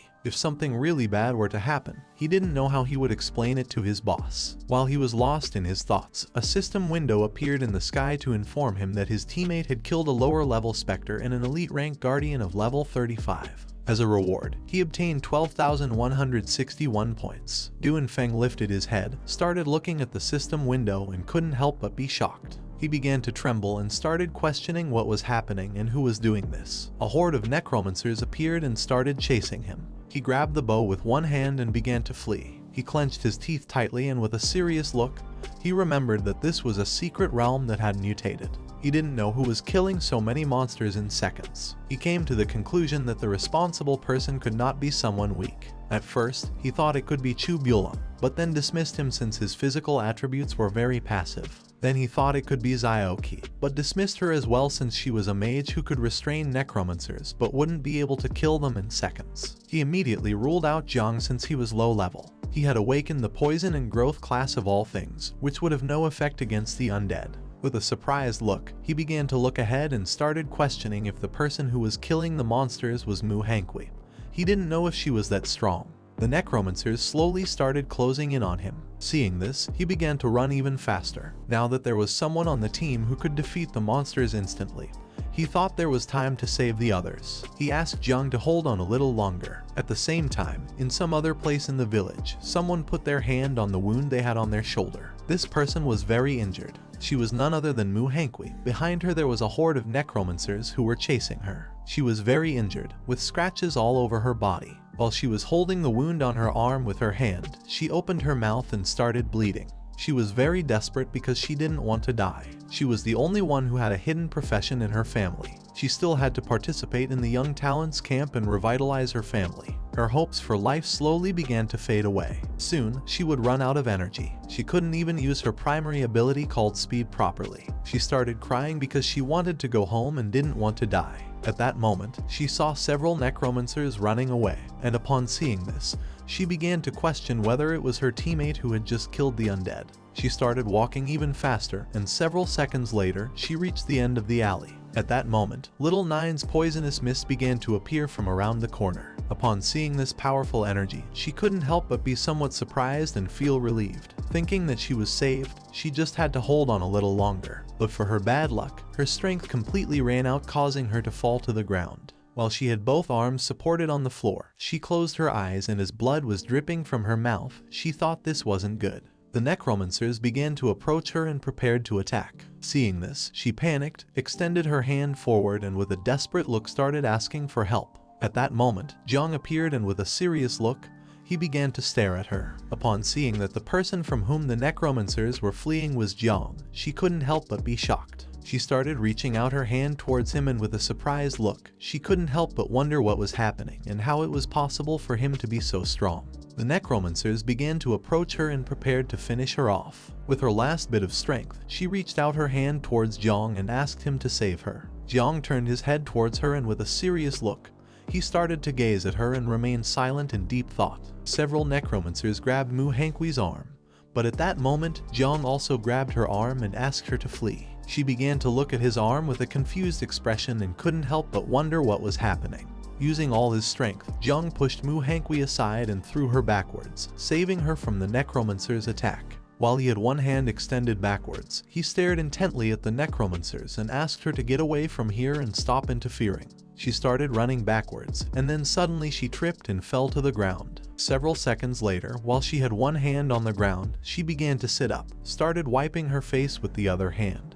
And while one eye was closed, she began to look at him with the other and thought that Jiang Chen was crazy. A purple energy appeared, and upon seeing this, her expression changed drastically. She couldn't help but be shocked and started wondering what was happening. Jiang extended his hand towards the necromancers, releasing a swarm of insects that quickly advanced towards them and began attacking. tearing their bodies into pieces. Mu Hani, who was behind Jiang, couldn't help but think that he was very handsome. In an instant, the insects killed and completely devoured the necromancers. While Jiang's body was releasing little Nine's poisonous mist, he simply remained silent. Mu Hani placed both hands on the ground, sat down, started looking at Jiang, and couldn't help but wonder if he really was a useless person from the creation class. Jai Gang had told her that he had 2 classes, and she quickly realized that this was his true power. She put her hand over her mouth, started blushing, and looked at Jiang with a loving gaze. Her heart was beating very fast, which meant she was in love. 30 minutes later, the others finally got rid of the necromancers and gathered somewhere in the village. Chu Buling placed both hands on his knees, started breathing heavily, and couldn't help but think that necromancers were very powerful.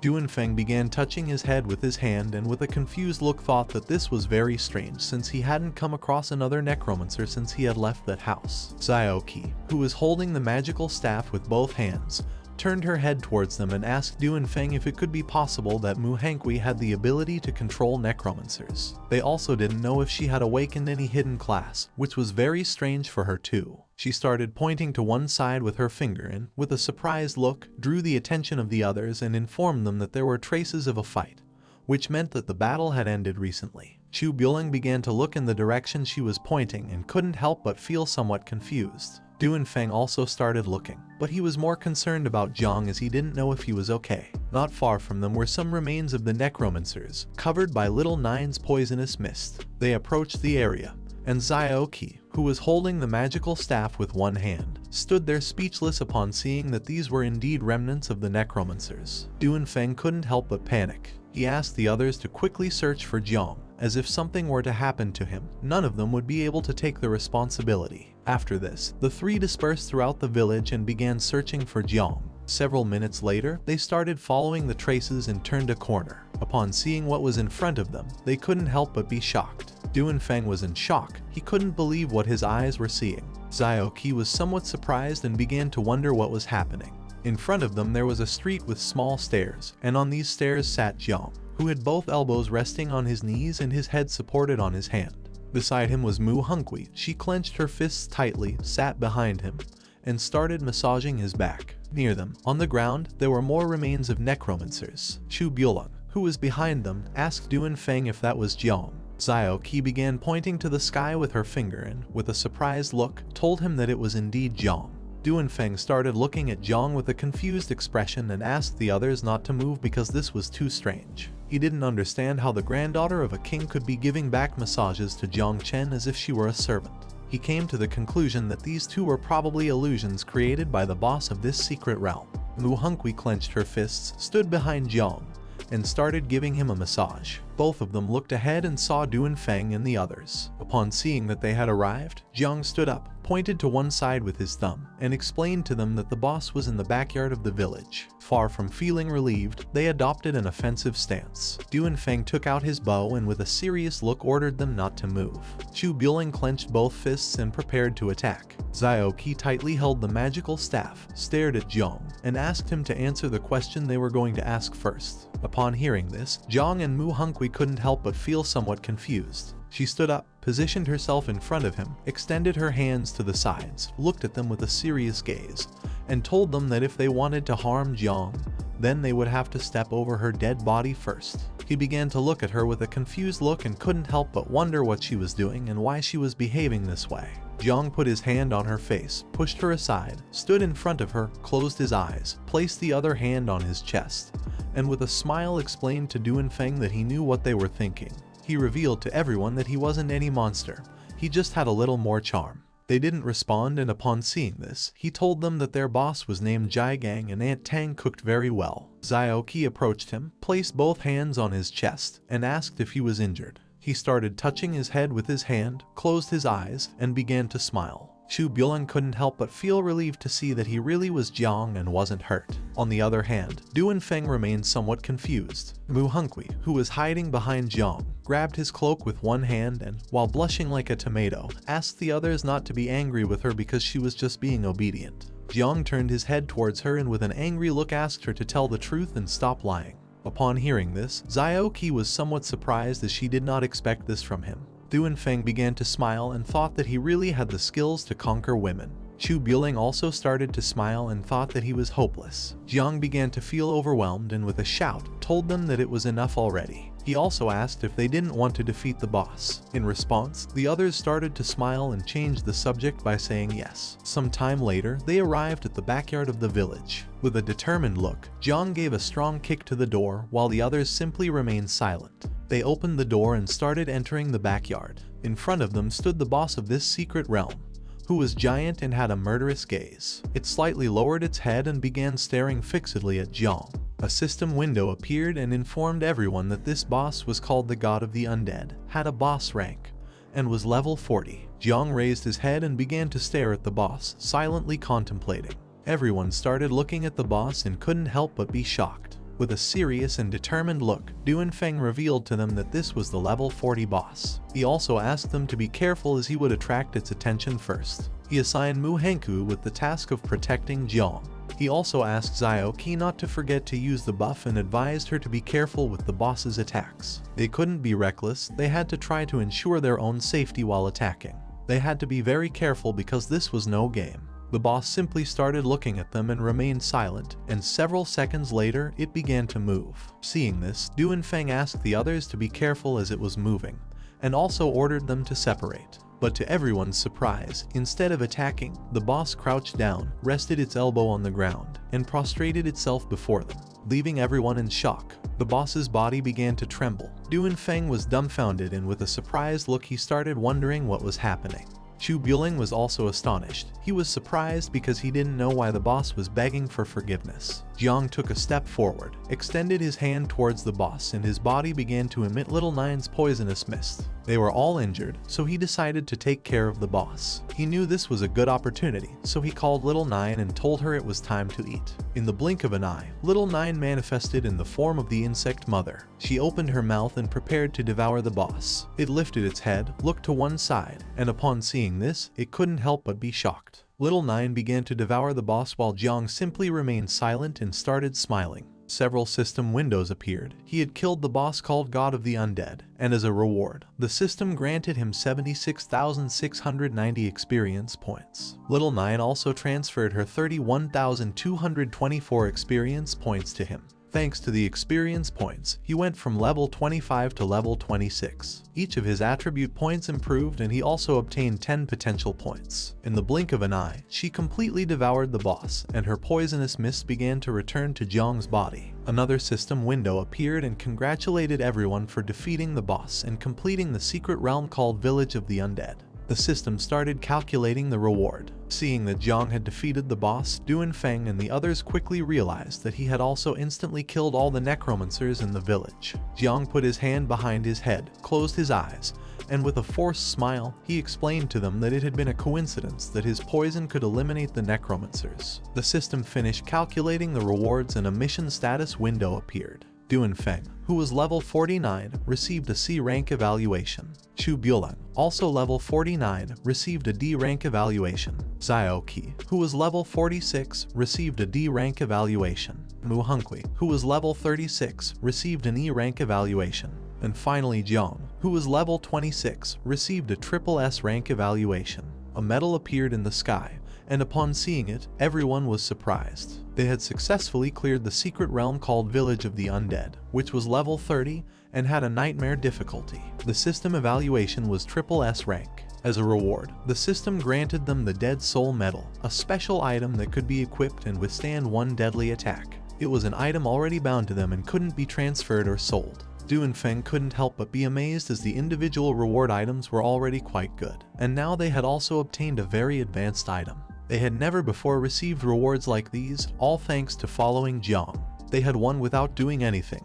They approached Jiang, put their hands on their knees, bowed their heads to him, and thanked him. He put his hand behind his head and started laughing. Jiang, who had been the best, obtained many rewards. Among them were 2 books, a metal glove, a scroll, a crystal, a scythe, a necklace, a ring, and a shield. He crossed his arms, and while looking at the items, he thought it was no wonder that this was a level 30 secret realm.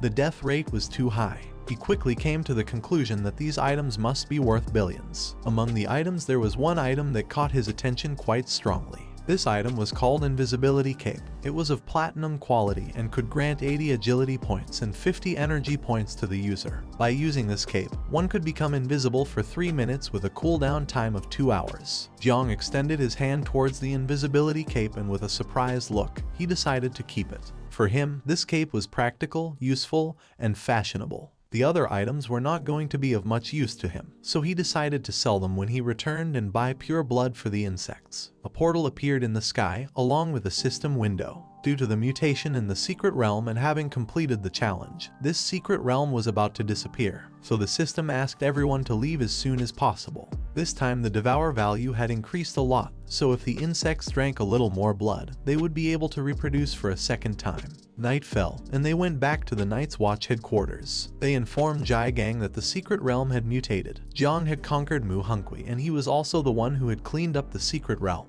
Upon hearing this, Jiang couldn't help but be shocked. He asked everyone to leave the office as he wanted to speak alone with Jiang. Duanfeng, who was standing behind Jiang, responded with a understood. Several minutes later, when everyone left, Jiang entered the office. Jiang turned his body towards him and with a serious look asked him to confess and be honest, as this way he would be treated leniently.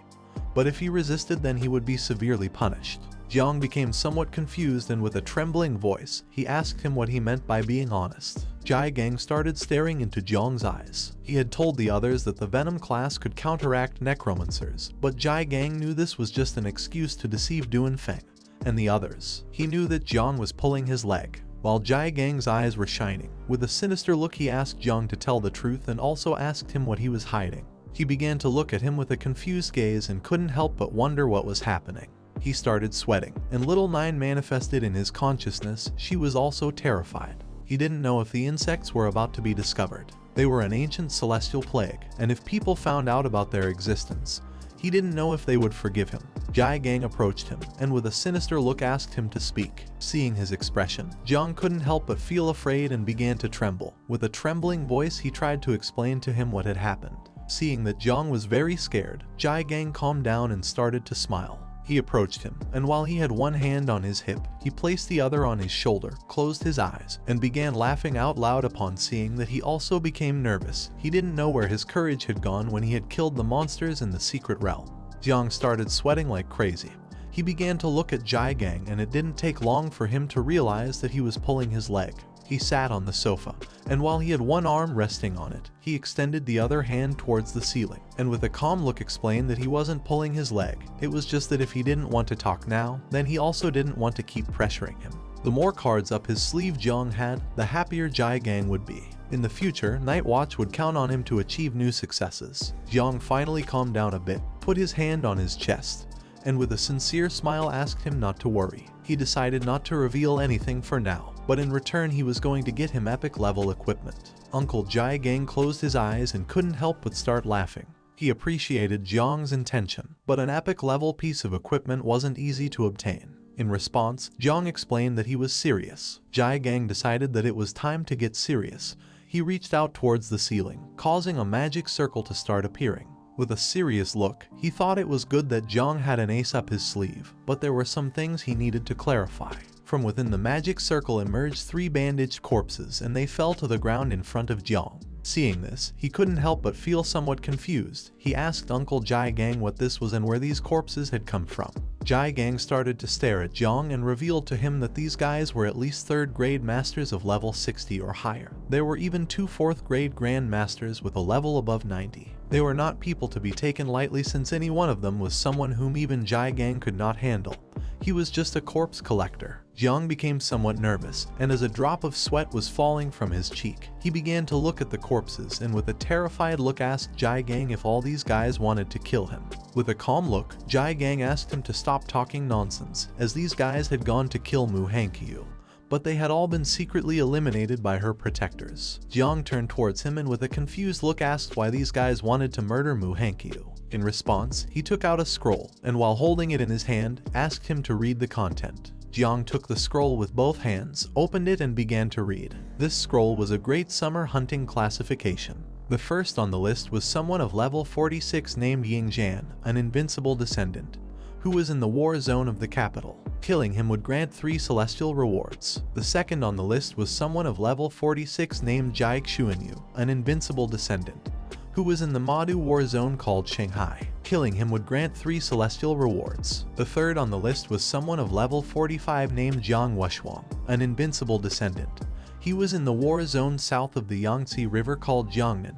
Killing him would grant 3 celestial rewards. The 12th on the list was someone of level 41 named Xiao, a national defender descendant.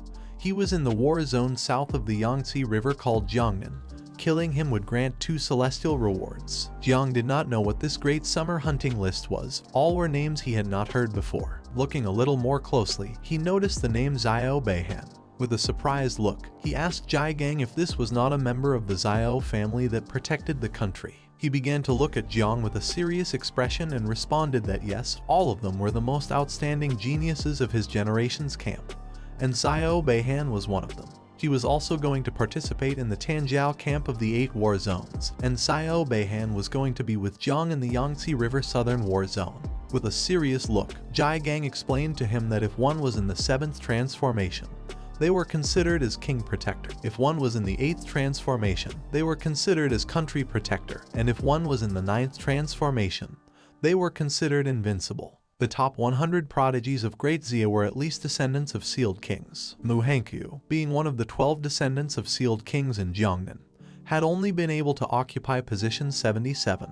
On the scroll, there was also information about her. She was ranked number 77, a descendant of the sealed king, and she was in the Jiangnan war zone. Killing her would grant a celestial level reward. Jiang began to look at Jiang and explained that if the descendants were powerful, then much more so would be the Xiao family that ruled the country. Several minutes later, Jiang finished reading the entire scroll, approached Jiang and returned it to him. With a serious look, he asked if he had shown this to him so that he wouldn't be too unprepared in the Tanjiao camp. He took the scroll with his hand and replied yes, the greater the power he displayed, the more dangers he would expose himself to. He asked Jiang not to expose himself recklessly unless absolutely necessary. He clenched his fist tightly, started looking at the ground with a lost gaze, and explained that the other geniuses had the backing of great powers, but his uncle, Jiang, although he had a good master, had not learned the arts well and so far was only a 3rd level master. He feared he might not be able to protect Jiang adequately. He began to walk and told Jiang that he would take this into account and would try not to reveal his power to anyone in the Tanjiao camp.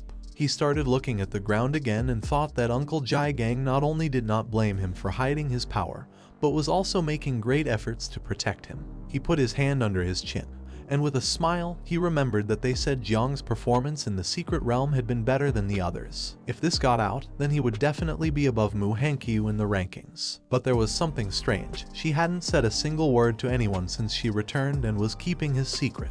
He stood up, and while keeping his hand under his chin, approached Jiang. He started looking into his eyes with an insinuating look, and with a smile asked him to be honest. He asked what he had done to Mu Hani. He recalled that in the secret realm there were only necromancers. He thought Jiang's tastes were really strange. Upon hearing this, Jiang began to look at Jiang with a confused expression and couldn't help but start sweating. To stop talking about the subject, he quickly turned his back on him, and as he was walking away, he started waving goodbye with his hand and explained that he was going to take a shower and then sleep because he wanted to rest a bit. With a confused look, Jiang told him that he had not said this was a bad thing. Several hours later, it began to get dark, and Jiang returned to his apartment. In front of him was a table with a bunch of jars. He placed both hands on the table and with a joyful look started to gaze at the jars. He had bought 33 units of 3rd level blood and 14 units of 4th level blood. He had sold most of the equipment to get this. This should be enough for the insects to reproduce in the 2nd generation. He took a jar, removed the lid, began to pour the purple blood on his arm, and with a smile asked the little insects to come out as it was time to eat. He decided to start first with the refined 3rd level blood. This was equivalent to devouring a master of 3 human transformations with a level above 60. To extract just 1 jar required hundreds of ferocious beasts. He told the insects that their father had made a great effort for this. Little Nine didn't take long to smell the scent of blood. She manifested herself, climbed onto Jiang's head, started looking at his arm with a hungry gaze, and explained to him that she also wanted to eat. While the blood was floating around his arm, he began to look at Little Nine with a cheerful look and asked her not to eat now, as it was still a long way before she could reproduce. Upon hearing this, she became sad, grabbed Jiang's hair with both hands, closed her eyes, and started crying like a little girl. Seeing this, he couldn't help but feel somewhat confused. He grabbed her with his hand, lowered her from his head, and threw her on the table on top of a jar. He closed his eyes, and although at first he didn't want to, in the end he also let her eat. She grabbed the lid off the jar, and with a hungry look, thanked him, saying that he was the best. She removed the lid from the jar, put a straw inside it, and started drinking. She was level 18 and was in the process of leveling up to 19. While she was drinking, Jiang grabbed another jar of blood, removed the cap, and began pouring the blood into his arm again. This was level 4 blood, equivalent to a great human master of level 90 or higher. Upon smelling the blood, the insects emerged from his body and began to drink the blood. A system window appeared and informed him that the reproduction process of 9 miasma wings insect larvae had begun. Each insect could reproduce a total of between 40 and 60 larvae. The divine evolutionary acceleration was in progress. More insects came out of his body and started to drink the blood, and several minutes later another system window appeared to inform him that the insect reproduction process had been completed. Now there was a total of 100,000 offspring. At that moment, Jiang's hand began to release Little Nine's poisonous mist, which was made of insects. He started looking at his hand, and upon seeing this, he couldn't help but feel somewhat confused. With a surprised look, he went on alert and began to wonder what was happening. Several seconds later, the insect larvae began to emerge through his hand. He grabbed his hand to prevent the insects from coming out, but it was in vain. The 100,000 insect larvae emerged and started flying around his apartment, devouring everything in their path. Jiang began to look at the ceiling, and upon seeing this, he couldn't help but panic and thought that the insects were rebelling. He clenched his fist tightly, extended it towards the ceiling, gritted his teeth forcefully, and gave the order to all the insects to return to the insect nest and stay still, as he had not asked them to come out. The insects began entering his arm and started returning to the insect nest. When looking to one side, he saw that the insects had begun devouring everything. They had devoured the painting and part of the table. He did not take long to realize that the insects were terrifying, and it was dangerous to let them out while at home since they were capable of destroying it. On the table lay Little Nine. She was licking a jar of blood and enjoying every drop. With an angry look, Jiang scolded her for thinking only about eating instead of taking care of her mischievous offspring. He turned his head to the side and his statistics window appeared. Currently, he was level 26, had the identity of Sovereign of Insects, had the profession of Divine Rank Creation, and his talents were Growth of All Things level 1, Divine Evolution level 1, and Ancestral Tree. Little Nine's statistics window also appeared. She was a level 21 insect mother, or also known as 9 Wings of Miasma. She was disaster level. She had an offspring count of 100,000 units, and her combat power evaluation was 197 stars. Upon seeing that she had a combat power of 197 stars, Jiang couldn't help but feel joyful and start to smile. This had improved too quickly. She was almost at the level of a 3rd level master, while his body was surrounded by powerful energy. He clenched his fist tightly and thought that everything was ready. Now it only remained to wait and go to the Tanjiao camp tomorrow, reach level 30 all at once, and complete Little Nine's second reproduction. Jiang started to imagine the sexy Little Nine, and with a joyful look he thought that at that moment, he was going to be able to obtain a new mother insect. At the same time, Jane Tang returned to the headquarters of the Night's Watch. With a surprised look, she asked Jai Gang if he wanted her to seek out Tiandao Wang for him to intervene. She didn't know if it was necessary to make such a fuss over Jiang Chen's matter. Jai Gang was sitting in front of her on the sofa. While he had one hand resting on the arm of the sofa, he put the other under his chin and explained to her that he was doing this just in case. He knew that in the war zone south of the river, Jiang would meet with the prodigy of the Xiao family, Xiao Beihan. The most dangerous thing was that there were no secrets that could be hidden in Tanjiao camp. He started looking at the floor and with a sincere look explained to her that there was something in Jiang that terrified him.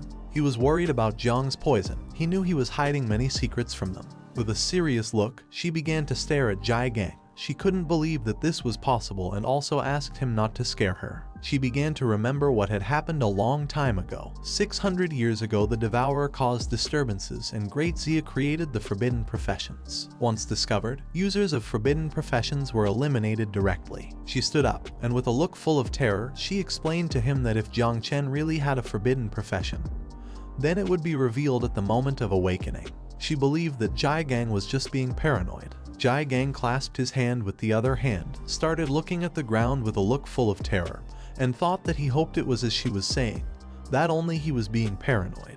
This is the end of the video. If you guys want to see the next part, then don't forget to subscribe and like the video.